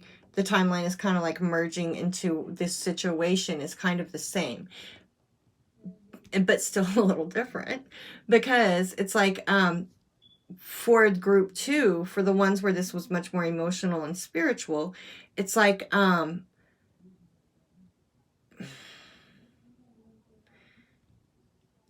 one of these emperors here I'm getting maybe,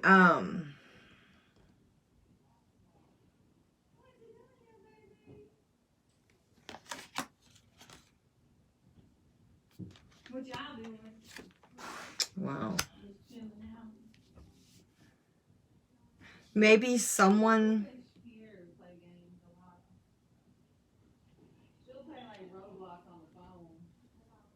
hold on. So it may be someone that you have to, like, I just feel like one of these are going to really test you and really trigger you. Okay. That's what it is. One of these two. So that's what's coming in is like a love offer that's kind of like karmic, or could be karmic, could be just this destined divine time type of a thing. But I feel like they're really going to trigger you and test you and kind of like test how far you've come so far. Like, how much have you grown so far? How much have you changed in your dynamic, in your thinking? Because you know, this could really test your growth. This could really either like bring your vibration down, pull you down, kind of pull you into this 8 of Swords energy, or you're going to really be solid. That's why they're wanting you to stay that way here. It's like you're really going to be solid in your, you know, you have this stability, you're grounded, your connection to the source is very strong, so that no matter what is going on with you being triggered, you're still able to stand in your own. You're still true to yourself. You're still with this full card. It's like you're still marching to the beat of your own drum. You're not letting it distract you from your path. So I think one of these emperors, one of these things here, one of these energies coming in might be someone who is very, you know, the energy is very strong and capable of being very distracting. So you're going to need to not let them pull you off of your journey. To be cautious of that, okay? Whew. Cancer, thank you so much. I love you guys. Hit the like button on your way out. Scorpio, Sun, Moon, Rising, Venus, cross watchers. If you're drawn to this, if you're watching, there's probably something in it for you. All right.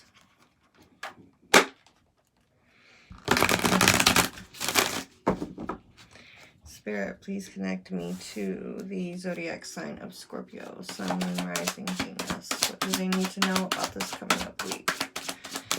So, past energy for Scorpio, please. It's going to be different for everyone, this past energy, okay? I'll explain in a second. The Knight of Swords. So this past energy is definitely going to be different for everyone, because all it is whatever the current energy is that you're dealing with this week. It's what that's stemming from. So that could go back to yesterday or a year ago, right? But it's like the supporting energy where the current energy is stemming from.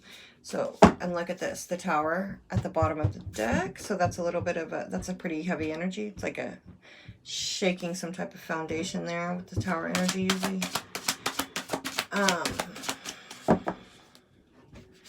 Current energy, Scorpio. Ten of Wands, laying down some type of burdens. Tens are numbers of completion, and we do have a Judgment, so Judgment card there. Future.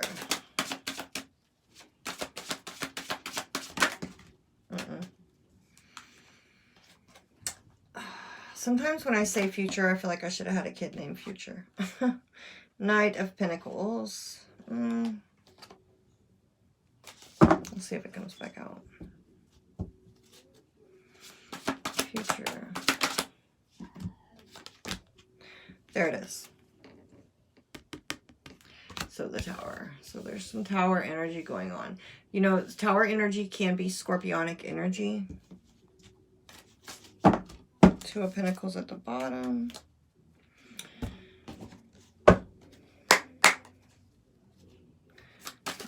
Whoa. Okay. Page of Pentacles.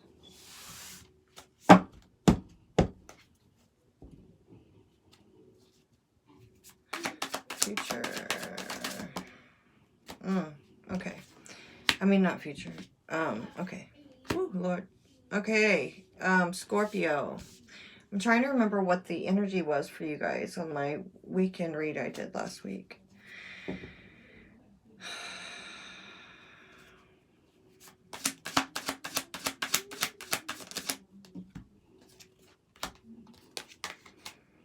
Justice. Okay, I'm not surprised to see this. Okay. Justice. That's Libra energy. Okay. Holy moly. This is good. This is 5. This is a change, a number of change of improvement. And the King of Wands, Aries, Leo, Sag energy.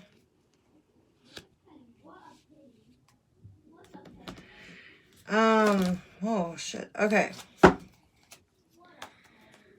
So look.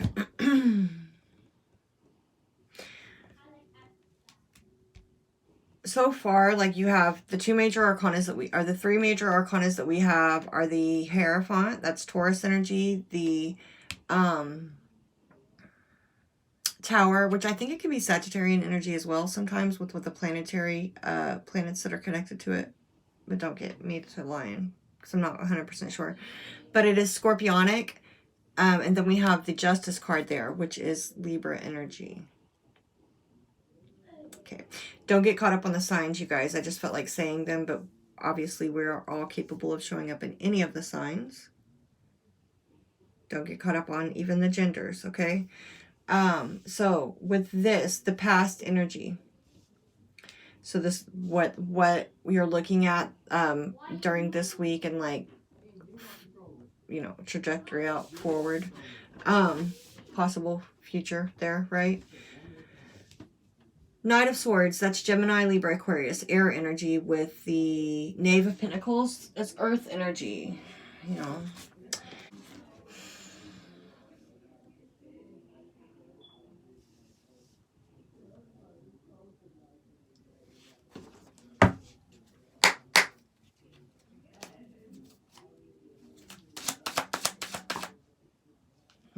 There's another major arcana with the Fool card at the bottom.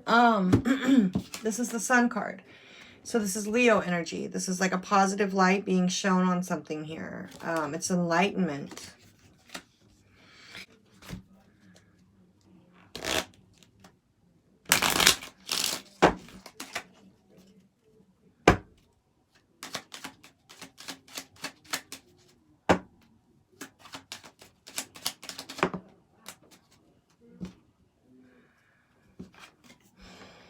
This card represents friendships and loyalties. It can represent a son or a brother or something like that sometimes. But it really represents friendship and loyalty to me.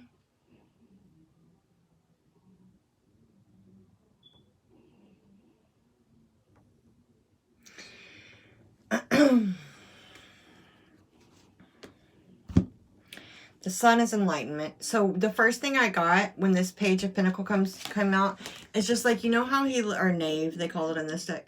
But you know, you see how he looks kind of scrawny and skinny and hungry and poor and pitiful almost. It's like that pentacle that he has, it's just kind of small and it's not a lot. So pentacles can represent everything in the 3D world. They can represent money and material things, but they can also represent like time and energy, right? And the Knight of Swords would definitely be some type of communication. Like the Knight of Swords is rushing in with communication. Saying, like, having something to say, wanting to get it out, right? Sometimes it can be really speaking, not thinking before you speak. But to me, this is like quick communication coming in about something, about this Knave of Pentacles, that it's just really small. It's not a lot. And like I said, it doesn't have to be, it's some type of offer possibly, but it's small. If it's time and energy, it's not. It's like this Knight of Swords, I feel like that's what this communication is about, whatever this Knave of Pentacles is. There's also this is very, like, this is nice energy here with the Sun card and the friendship and loyalty with this Dog card here.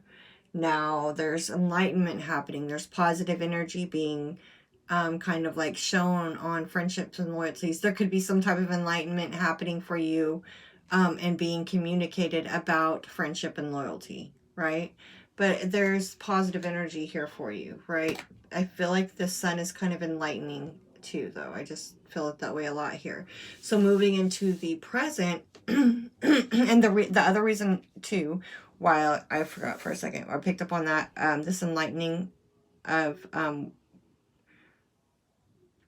friendship, loyalty, because here in the present energy, there's some type of Three of Swords energy, which talks about third-party situations and heartbreak. Not always like cheating but you know, a lot of times it can be.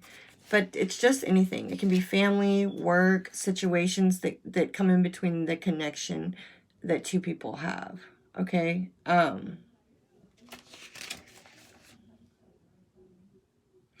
The sluggard, he who does not show both hands does not show his heart.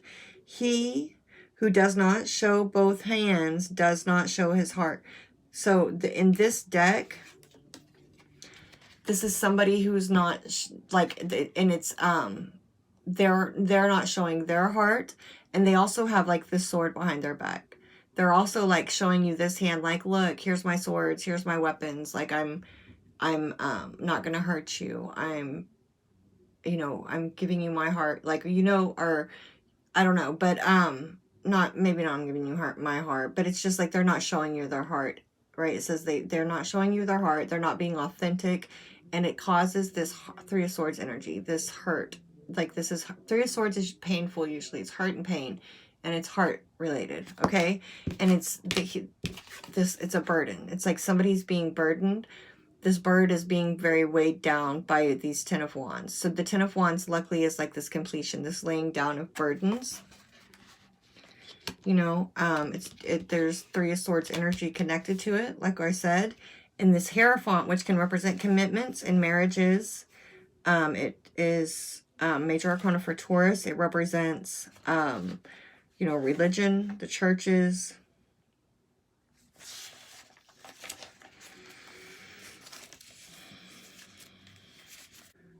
The just man must not be afraid, especially not of himself. Faith. So let me...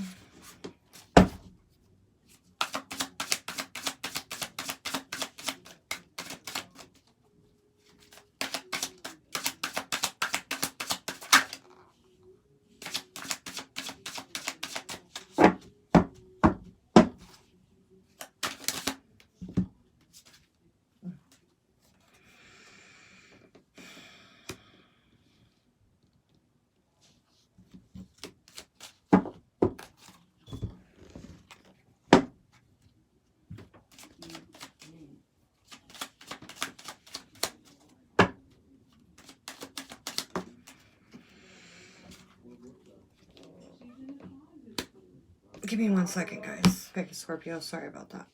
Okay, so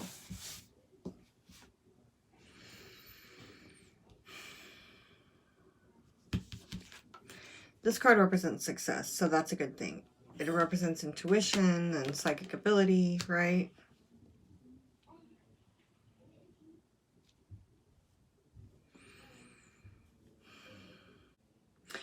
So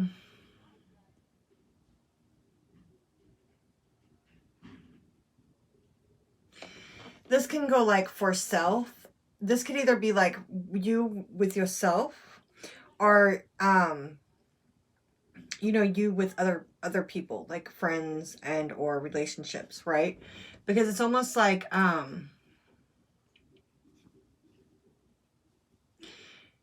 almost feel like you're wanting more like loyal type of friendships and connections with people, right? It's like what you've, maybe possibly what you've been giving or what you've been offering has been like you've feel, or you're being enlightened to the fact that maybe you've been giving poor energy out to people, or putting poor energy into relationships, or not really giving it a good, making offers of that are substantial at all, right? Or putting in any time, substantial time or effort, right? So it's like, you know, I can see it as, you know, feeling this way about yourself, and kind of like seeing how you haven't really been showing your full heart or being very genuine. So with this Hierophant here, it's kind of like just facing that within yourself, and releasing yourself from burdens and that type of an energy, and just getting back to your soul purpose, and just kind of like being more true to yourself here, right? And then this could also be where you're saying like you're the people that you have relationships with, or offers that have been made to you, are not substantial, not genuine. There's no real loyalty here or something like that, right? But there is some type of communication about it here in the past. So moving forward, you know, you could be releasing yourself now of these burdens. You know, there could be this heartbreak energy due to it with this Hierophant here. It can be related to relationships, right? And commitments. And it's like really realizing that feeding over from this, it's like there are people here who haven't been authentic, right? It's been left, it's caused pain, it's caused heartbreak, because there are people here that are not showing their full hand. There's possibly like things that are being hidden, like third-party situations. So it's just really accepting that, and like freeing yourself from the burden of that, and then coming into, again, like self-love, remembering who you are. It's like there's this success here with that. However, moving into the future, it is causing a tower. But towers are usually a good thing. Even though they feel like chaos, they feel like you're not in control of what's going on. Like they can strike it, you know, it can be a situation that strikes out of nowhere, or something that you don't see coming, like lightning. It can be considered like divine intervention, because it can be considered like an act of God. It's like something needed to change. So, you know, that lightning struck. This is an act of nature. It's like a natural disaster, right? You know, it struck this tower, which caused it to fall and everything to kind of like crumble. But now that it's gone, something can be rebuilt here. Okay, so it's like once you get through this energy of towers, usually you look back, excuse me, hiccup. You look back and you see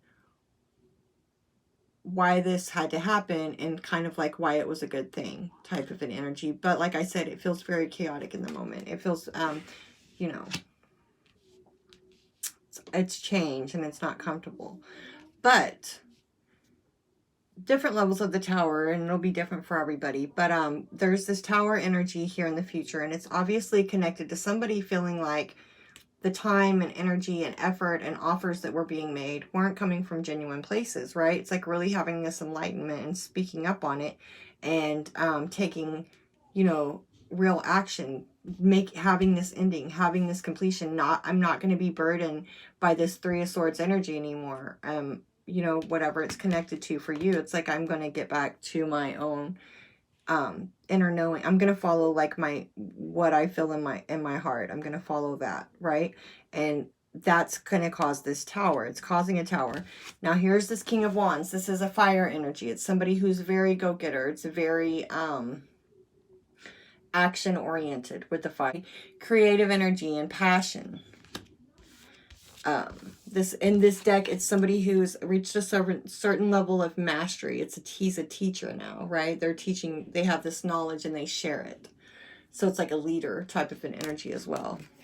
So that could be like a fire sign person that you're connected to showing up here, just that energy. It could be you. It'll be different for everyone. I'll kind of fill it out more here because, you know, with that King of Wands, like I said, it does talk about reaching a certain level of mastery. And with this Five of Wands, like in normal other decks, most decks, it's going to be conflict, competition, fighting. It's like 5 different wands that all have different opinions, it's like different energies that are kind of like going at it. They're conflicting, right? In this deck, it's a lot different. It says to work on oneself daily to improve oneself, right? He's cleaning himself. Like, so it's like every day taking time to kind of like try to improve yourself, right?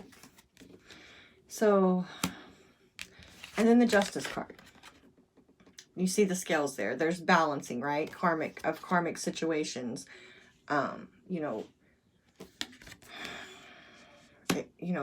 Somehow this tower, I feel somehow this tower is bringing back in justice. It's bringing it back in balance. And it could be like for love situations, because over here on the bottoms of the deck, we have the Two of Pentacles, which also talks about balancing, like the scales here with the Justice card.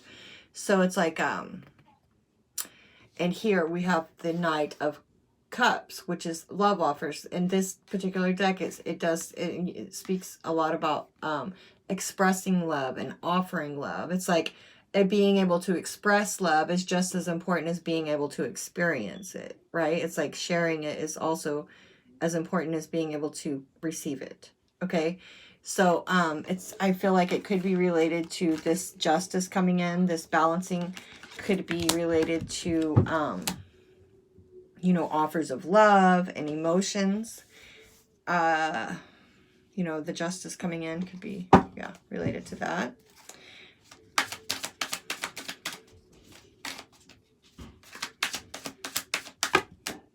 Okay, so further confirmation, you could definitely be dealing with a fire sign, because we have the King of Wands here again, and there's a level of counterparts here too, because I was telling the Sagittarius that this is kind of like matching energies. They're equal in vibration energetically because they're both king. So there would be both at this level of mastery, and it's a pair in this particular case, because in this deck, the king, it happens to be a woman. Okay. So that's why I say don't get caught up on genders in tarot. It's all energy. But so this could be like a pair.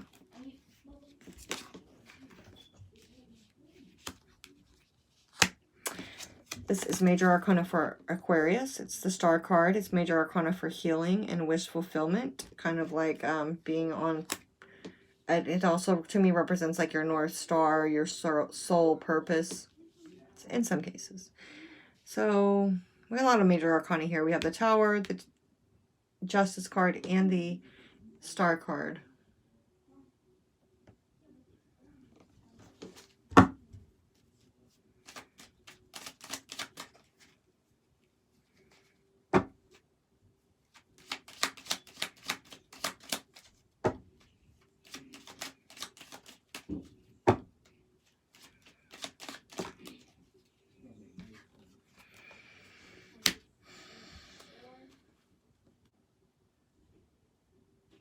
Okay, so here in the future, it just feels like, Scorpio, yours was kind of a little weird, different. So it's just like there's something here related to friendship and loyalty, and not getting anything. Like knave is something very small. Like, you know, after the knave you have the knight, and then the king, and then the emperor, and then like, so it's like very low on the totem of like, if it's time or energy spent, it's small. If it's offers of something, it's like a small, like just talk. It's no real solid action behind it, right? So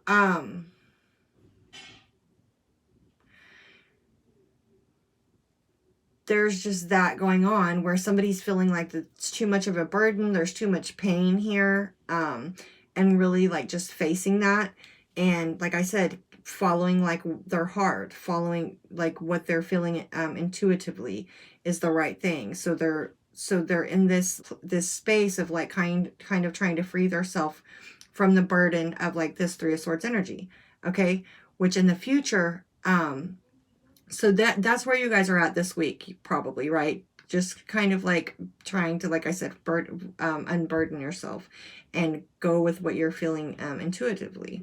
So coming up here, there's some type of tower moment, and it'll be different for everybody, what causes it, where it's happening. It's just like, I like to say the tower feels like there's the foundation is kind of shaking or crumbling, right? And in your life somewhere, in some aspect, right? It's kind of like a heavy energy.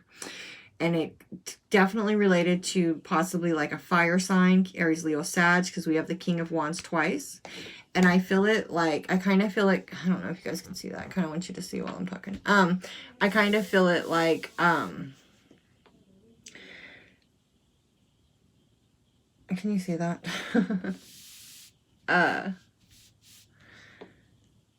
So like we have the King of Wands here, the King of Wands here. These are both the King of Wands, right? And we have the Star card. So we have this healing. There is some type of wish fulfillment that's going to come in here, because especially with this is a card of luck. So this is like, you know, a positive, the universe supporting you with positive energy, right?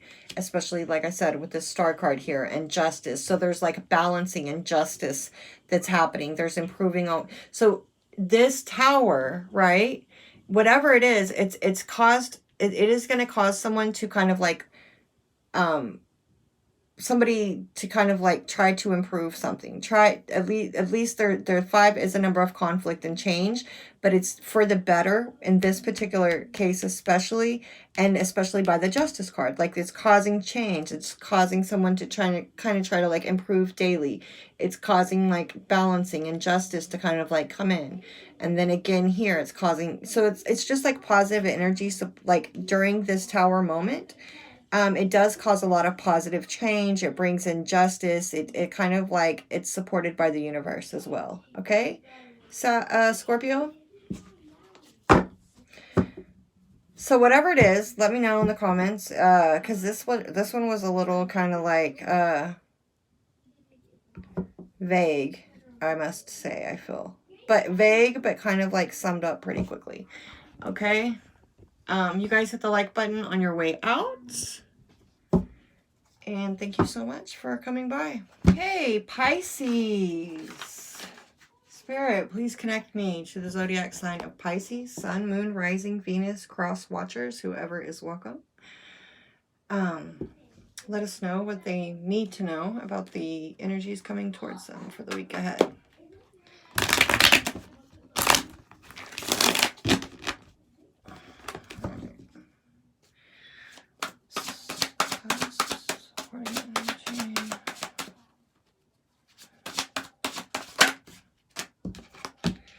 Ace of Pentacles. Okay, Pisces.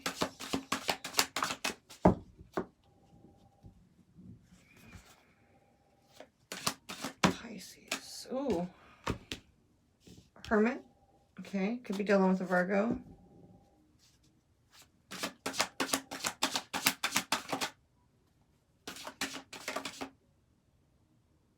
I swear to God, I thought I saw one flip. Okay.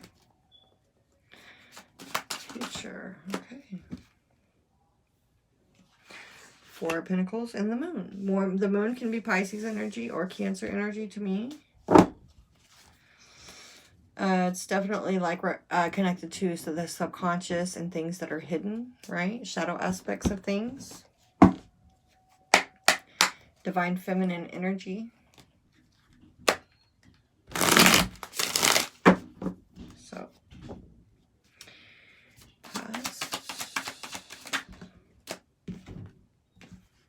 two aces. Ooh, Lord, baby. Ace of Pentacles, Ace of Wands, and the Emperor. With the damn High Priestess at the bottom of the deck. Okay. Future. Present.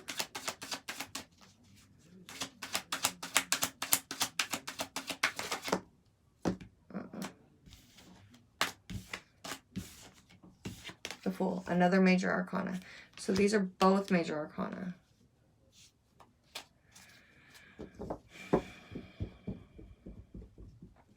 This definitely has to do with a beginning of something, Pisces.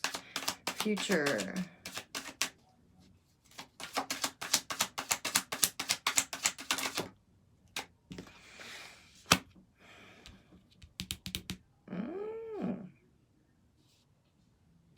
Four of Pentacles to the Five of Pentacles. Oh, wow. Oh, so there's definitely something lining up for you guys, Pisces. Something coming into an alignment of some sort. We have two fours here. We have two ones, two aces, okay? And then we have the Three of Pentacles at the bottom of the deck. Three of Pentacles, Four of Pentacles, Five of Pentacles. 3, 4, 5, okay?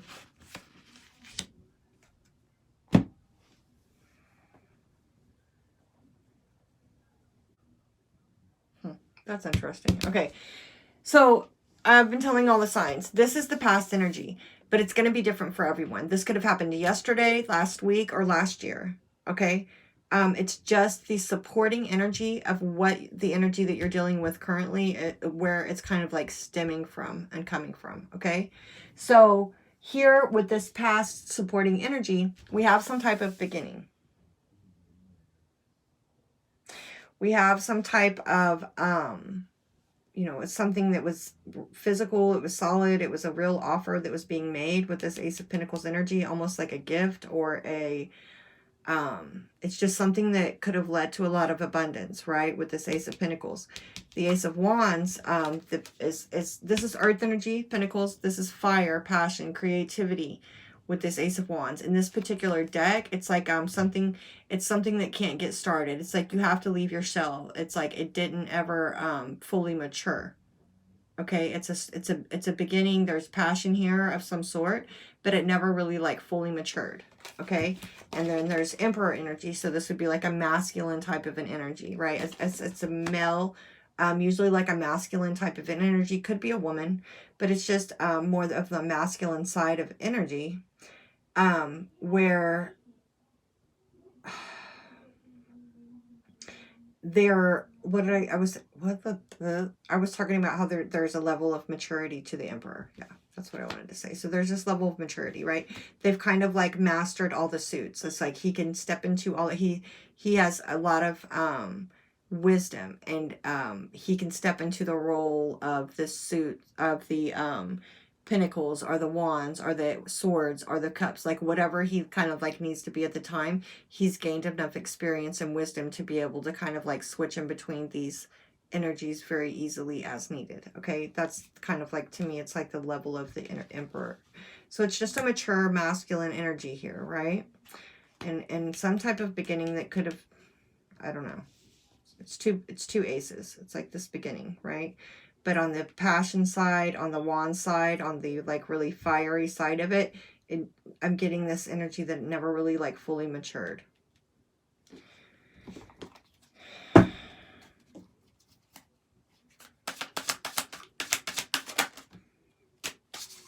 We have we have Aries and Taurus and Virgo energy out here.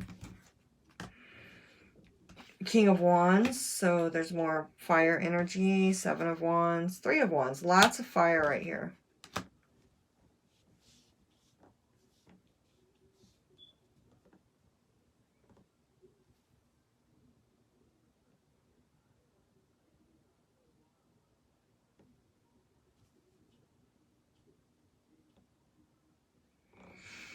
Seven of Wands, 3 of Wands right here. It's like 10 of Wands. I almost feel like there was too much, like in this 10 of Wands here, it's like the situation was oppressive, right? It's like, I feel like maybe, remember we said where the passionate side of it, the wand side of it, it never really fully matured, is because it's like there was like this, you see how this dragon's breathing fire onto this man there? It's like this, the passion side of it was too, and the 10 of Wands, it's like talks about the situation is oppressive, and that's the energy that I kind of get. It's like somebody was just too like breathing, it was either anger or too passionate, or it was just, it was kind of like just over, it was too much, right, is what I'm getting. Seven of Wands, there's like this defensiveness. This is Seven of Wands in this deck can talk about somebody atoning. There may be somebody that needs to atone for something, you or someone else, right? And that's where I'm getting this, like somebody was just too overbearing. Thank you, Spirit, right? So I feel like this Emperor energy, or you, or some you, or the other person, like, you know, you take the energy and apply it how it goes. Flip it if you need to. But it's like somebody, due to this like oppressive energy, and this overbearing, you know, this Wands fire energy, it's like somebody like kind of like reevaluated and realigned kind of like where they wanted to go with this. Okay, it's like yeah, maybe you were going to take off and go in this direction, but it's looking a little like that's not a good idea. So maybe like realigning, you know, where your destination is going to be, like taking a minute to do that. So I feel like, and that, so here in the present energy, oh, let me get one of these. Too many.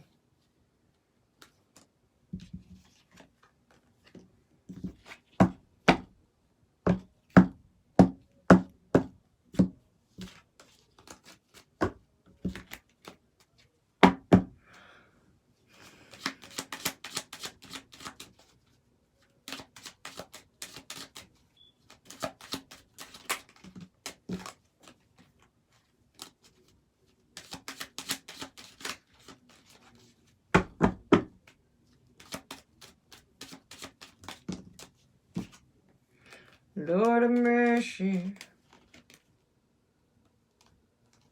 Let me just get one, please, Spirit. Lord, I keep asking for one.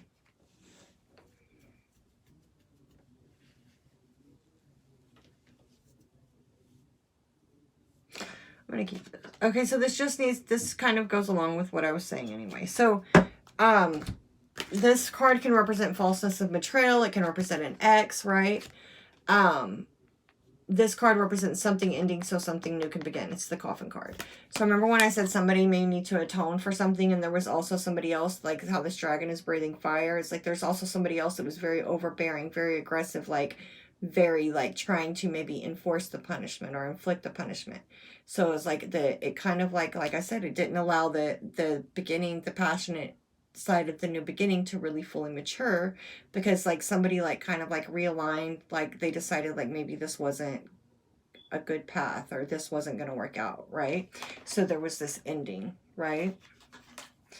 Moving here into the present energy, the Hermit card can definitely sometimes speak of ghosting, because it's kind of like going within, taking space, like not, it's the Hermit is someone who's alone, who's by themselves, who's closed off kind of, but it's not in an unhealthy way. It's in a way where you're doing soul searching, and you're kind of like reflecting a lot and meditating, and you know. So and then the full card energy. So this is, let's see,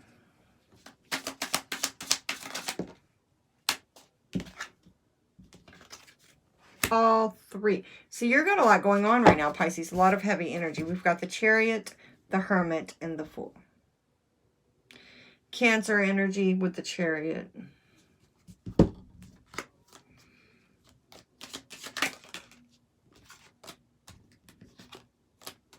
It's the second time I've seen this karmic card. So I feel like this is possibly, this is some type of karmic situation.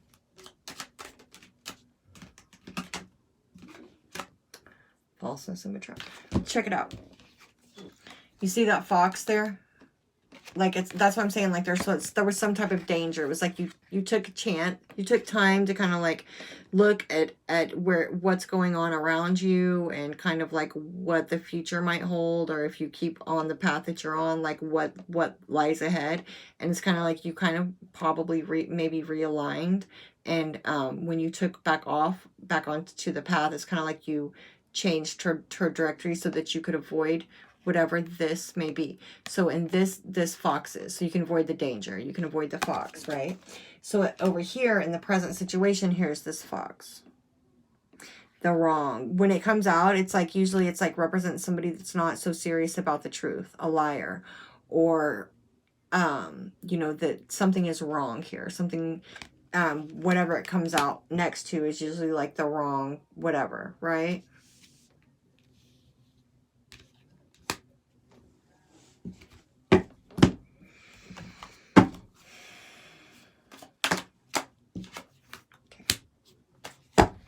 So, when I just needed a little bit more to clarify what comes out, but the Lovers. So definitely can be like this romantic, I really feel like it's almost like a very karmic relationship. So that when I say karmic relationship, I mean these relationships that can be toxic, relationships that kind of like teach us by putting us through, you know, there's like falseness and betrayal here. There's this oppressive and overbearing type of an energy. There's somebody who's very trying to enforce like control or enforce their will, or you know, like they feel like somebody needs to atone for something. So I feel like it was just too much for somebody, right? So moving forward, I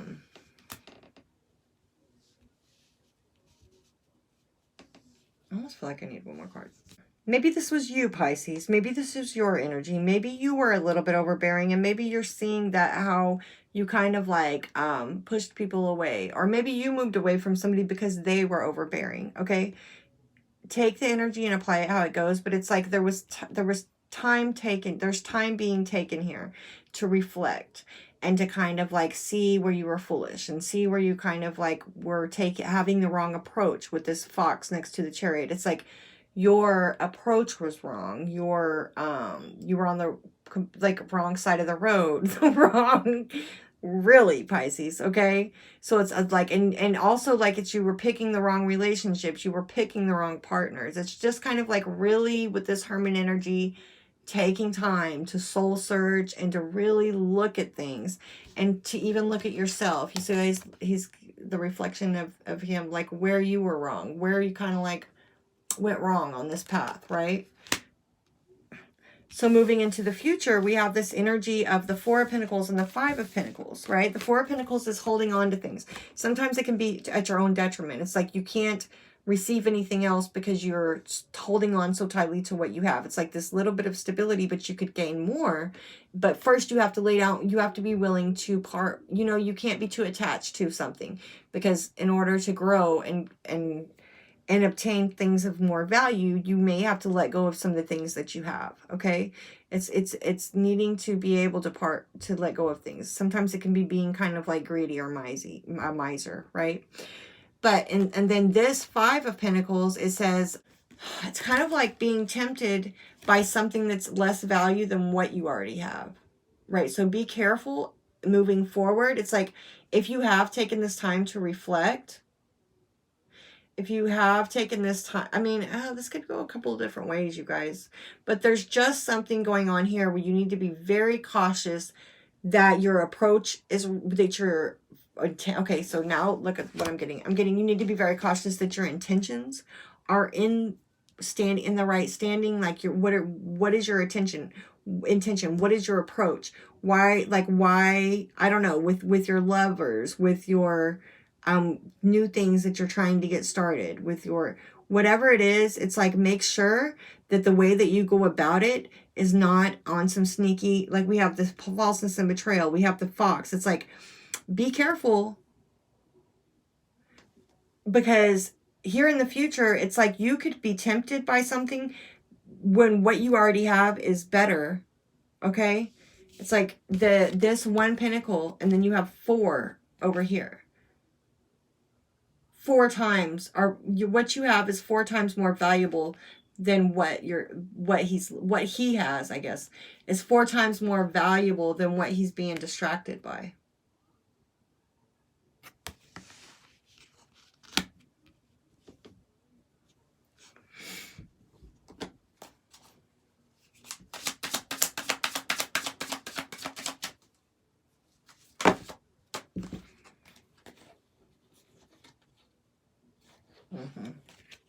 Yeah.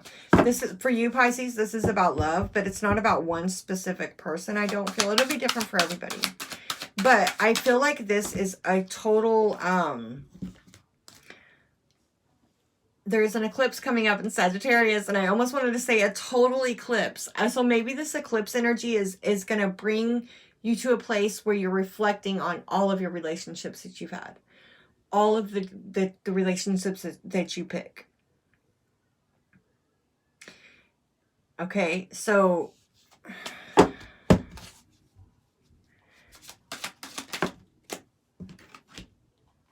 Magician and another 4.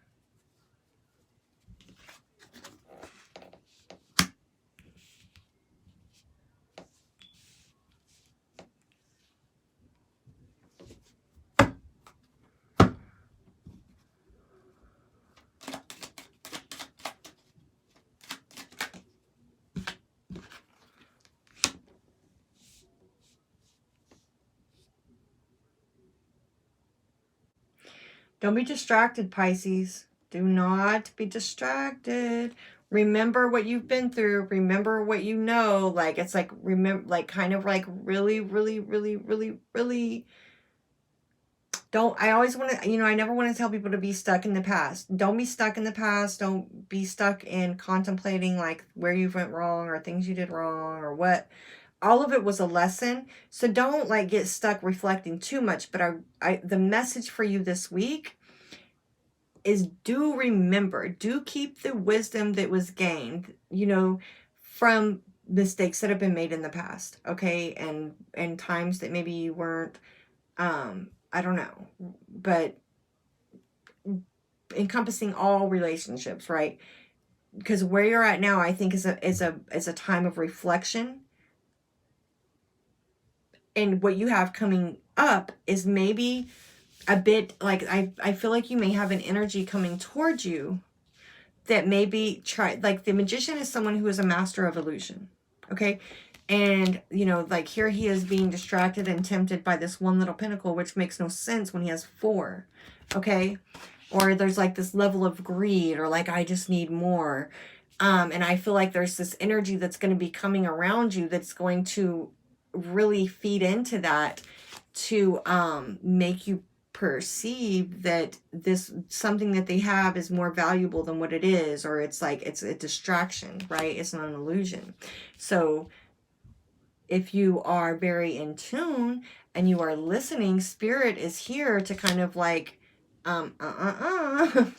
to kind of like give you a message if you need it, or to but also you're going to have to remember what you've been through. Remember, past situations. Remember if something's, and I want to tell you guys, if something's too good to be true, then it probably is. This is a lot to do with karma too. So keep yourself on the right side of karma, Pisces, okay, this week. Always. But it's just like, you're moving towards success. Don't be distracted. There can be, like I said, there could be like this little distraction that comes into, that's coming in for you. Because you're on this path to success, this path to celebration where you're going to have something to celebrate.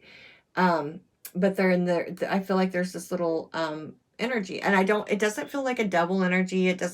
What it feels like is something to kind of like see is like, can you discern, what the value of things, right? Even if there's somebody that's trying to make it look more than what it is, are you in tune enough? Have you learned enough to kind of be able to not be tempted or not be fooled, to believe that something is worth risking what you have, something that's not even of, that's of a lot lesser value.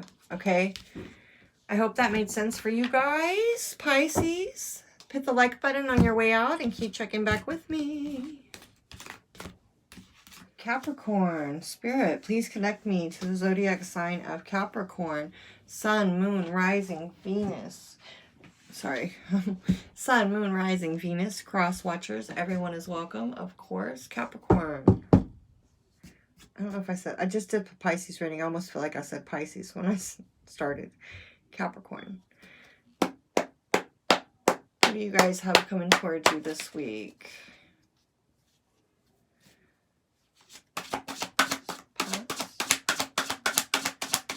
Capricorn. Maybe just a little bit too many. Maybe not. We'll keep them, okay? Presents. It's a lot. It's a lot.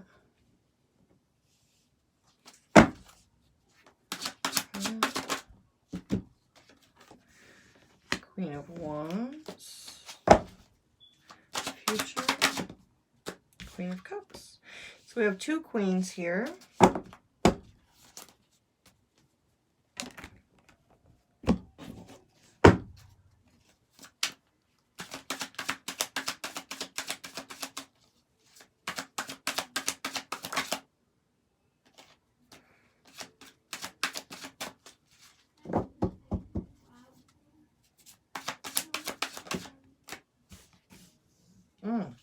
Dang, this came out in almost every reading.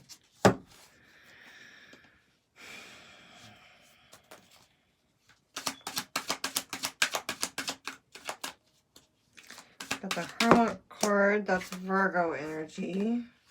We've got two aces here, Ace of Wands, Ace of Pentacles. That also just came out in the Pisces reading. Ten of Pentacles. Ten of Pentacles is also over here at the bottom of the deck. The Moon was also at the bottom of the deck in the Pisces reading. So, you've got some similarities there.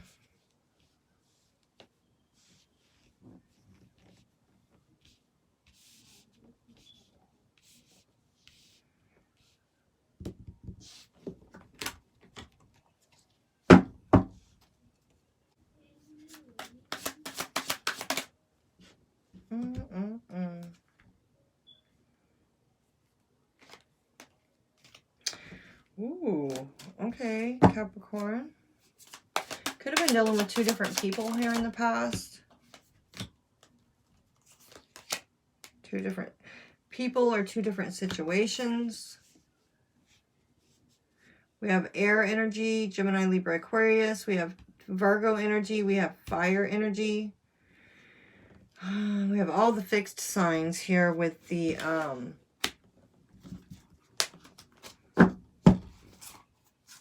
Wheel of Fortune.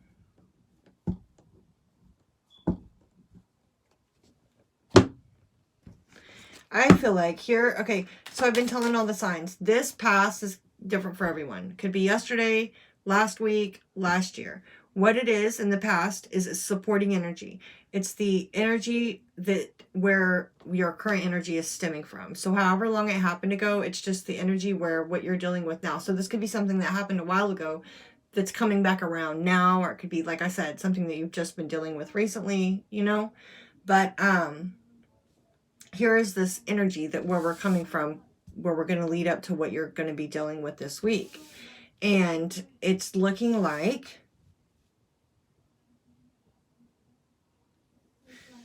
you've moved away from something here in the past, at least mentally, you and probably emotionally to some extent. It's like you've moved away.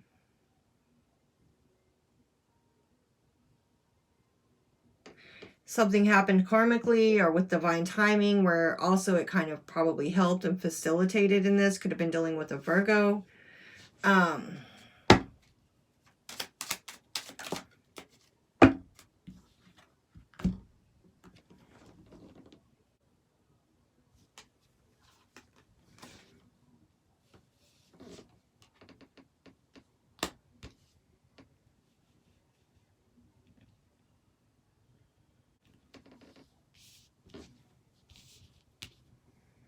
Thank you.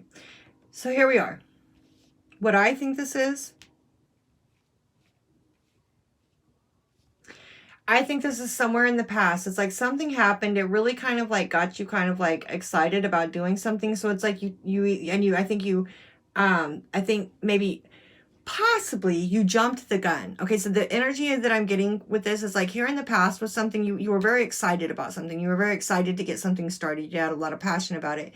And possibly you jumped the gun. Maybe you told everybody, hey, you're not going to see me for a while. I'm going to be working on like this new thing that I'm starting. And so like, you know, you're not going to hear from me. I got things to do and I'll be busy and, you know, whatever. Um, And the reason why I say that you jump the gun is because like the Knight of Swords is somebody that can kind of like speak before they think, or they kind of like their words can kind of get ahead of them sometimes, right? So it's like there was divine timing here, but I get this sense of kind of like possibly jumping the gun. There's a little bit of nervousness here behind it as well. So maybe you like jumped the gun because maybe you weren't fully ready. Maybe there was some things that hadn't happened yet that needed to happen first that could have helped you and gave you a little bit more support once you like you kind of like maybe dived in too quick.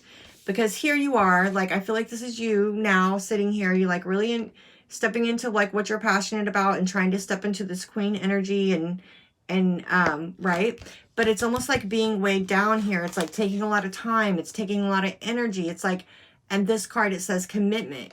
Sometimes one's own desires can be more than one can bear. It's like you know, you're very excited about this. That's another reason why I'm getting this jumping the gun, because it's like almost like you didn't, almost like you're working on your Eight of Pentacles too in other decks. It's like it's the apprenticeship. It's like you're working on something, but it's really it's hard here, right? It's feeling a little heavy. It's almost feeling like too much to bear almost. This is kind of like a supporting, helping type of an energy that also is it's helping you get started here, I feel, because this can speak about a gift. It's like the first things we have are gifts, kind of. So I feel like, let's just see.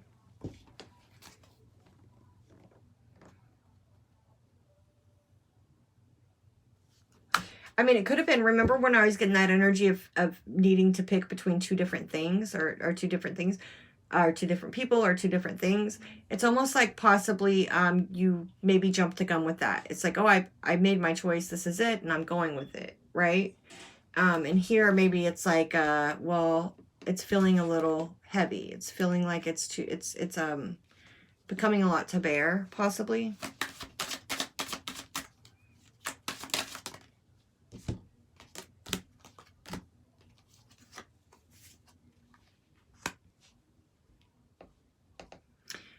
Oh, I like that. I like that for this. Okay. That's reassuring, actually. Oh, this is very good, Capricorn. And ain't that it? It's like if you're, okay, Eight of Pentacles in other tarot decks, it very much talks about being on the right path, right? When you're on the Eight of Pentacles, you are working on your craft. You are, you're in flow with the universe, right? It's like you're on the right path. And that's kind of what's being supported here with this Four of Wands coming out. I almost feel like it's like when you're, even though it feels burdensome and it feels overwhelming and possibly too much to bear, usually those are the times when we're getting ready to have a big breakthrough. But it's like those are the times, it's like you've given all you can give. You're giving your all to it. You're down on your hands and knees, but you're still crawling. You're still working. You're still trying to get there, right? And here coming in, so like bridging it and supporting it is this Four of Wands. It's saying it's not time to celebrate now, but you are headed towards stability. You are headed towards celebration. You are headed towards success. Don't give up now. Don't rest now. Don't stop now. Okay? And here, I feel like here in the present, it's like there's going to be this offer extended to you. Again, I'm getting this bridge energy. It's like he's standing. It's like the way it looks to me laying down here, it's like this is bridging the gap. It's like you're giving your 100% and some, and you're moving towards success. And it's like maybe right when you think like, I can't do it anymore. I'm not going to be able to make it. This is it. I've given it all I can give. The universe is going to step in, you know, through somebody else or through some type of a way, serendipitously, or it's how I'm getting it this time, you know, through a friend or just some, I don't know. I just feel like this Ace of Pentacles is just like that little helping hand that you need to across the finish line. Okay. And I'm feeling very kind of over emotions bubbling up as I'm saying that. So it feels like a very big like accomplishment. And I feel very happy for you, Capricorn, because it's you. You know, if it's resonating on the side of it, like you might have spoke too soon. You might have kind of like got out there quick and said, hey, this is what I'm doing. I'm going for it. And boom, there you're gone. Right. And so maybe you kind of like are here thinking like, fuck, I really fucking put my foot in my mouth. And it's like, no, don't stop now. Because, you know, when you've given it all you can give, somebody's going to help you and it's going to give you that push across the finish line. That's good, Cap. I like that. So let's go look at these. It's too many.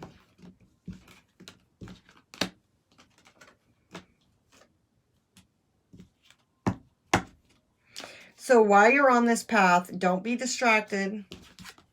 Okay.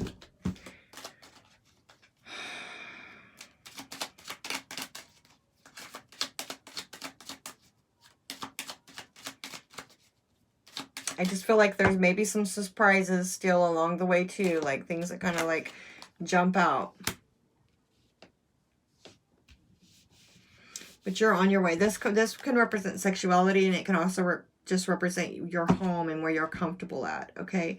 And that's what I'm getting. It's like, I think you're headed towards a more comfortable situation. You're headed towards where you're going to be able to relax. You're headed towards happiness and comfortability, right? And stability. Okay, so don't give up. I just feel like you're, like I said, you're personally could be like feeling like fuck, but do not give up, Capricorn. Moving forward, we've like gone from the Queen of Wands. Now here we have this Queen of Cups, who's very nurturing and loving and very insightful, very intuitive. With the Ten of Pentacles, which I said we have that twice. We have it here at the bottom of the deck over there. This is an energy of, in this particular deck, of having too much, you know, so maybe you're just gonna have money coming out of your ass. It's like you might be really tied on money now. You might be really like just scraping by because you're putting all of your time and energy and assets into making this happen, this goal, this whatever it is you're headed towards. It's like everything you have, time, energy, and money is going towards this.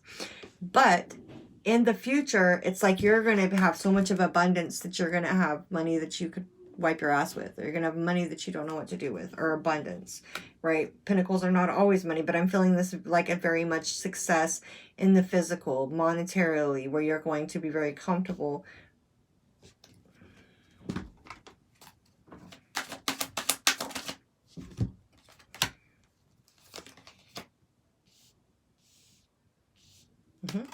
Three of Pentacles talk about work situations, let people help you, friends, family. It's three or more people a lot of times working towards a common goal.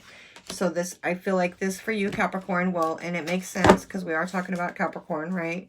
So this is definitely could be very much work related, following like something that you're passionate about, creating your own thing or whatever, or you and a couple of other people. It's like somebody, like people. So here in the future, it's like you might feel alone now. You might feel like you're carrying it. So whatever this, maybe this helping hand that comes in that kind of like helps you finish it off. It could be a water sign, Cancer, Pisces, Scorpio. Could be, it's just somebody that's going to come in and they're going to help you and you guys are going to be able to build together. This is like a friend, a business partner, not a, somebody that shares, like somebody that you can collaborate with, you could co-create with. Okay. That's what you have coming in for you. Yay, Cap. So you're going through it. You're kind of like feeling like, fuck, what did I get myself into? Right. But it's like, don't give up. Don't give up. It's like right when you're fucking like, oh, I give up. No, don't do that. Don't give up. It's like, but it's just right, like right when you like don't know if you have anything left to give. That's when like this energy is going to come in and you guys are going to really start co-creating, and it's just going to be, it's like you have the Eight of Pentacles and the Ace of Pentacles here. It's like 8 and 1 are 9 Pentacles here. It's like you have the 8 by yourself. Like you've done it. You've come this far. And then like here, once you've made it to this point, somebody's going to come in and they're going to have this one pentacle, this Ace of Pentacles that's going to help, and it's going to, like I said, now here now we have 10 pentacles, right? You guys are going to create together. You guys are going to help each other, right? I don't know how many times I've said right tonight. Yeah. Something is set into motion. New beginning. So that's exciting, Capricorn. I love that. That's a good way to end my zodiac signs this week. You guys, don't give up. Keep on swimming, pushing, trucking, whatever it is you do, Capricorn. Okay? Hit the like button on your way out. Keep checking back with me. Bye, guys.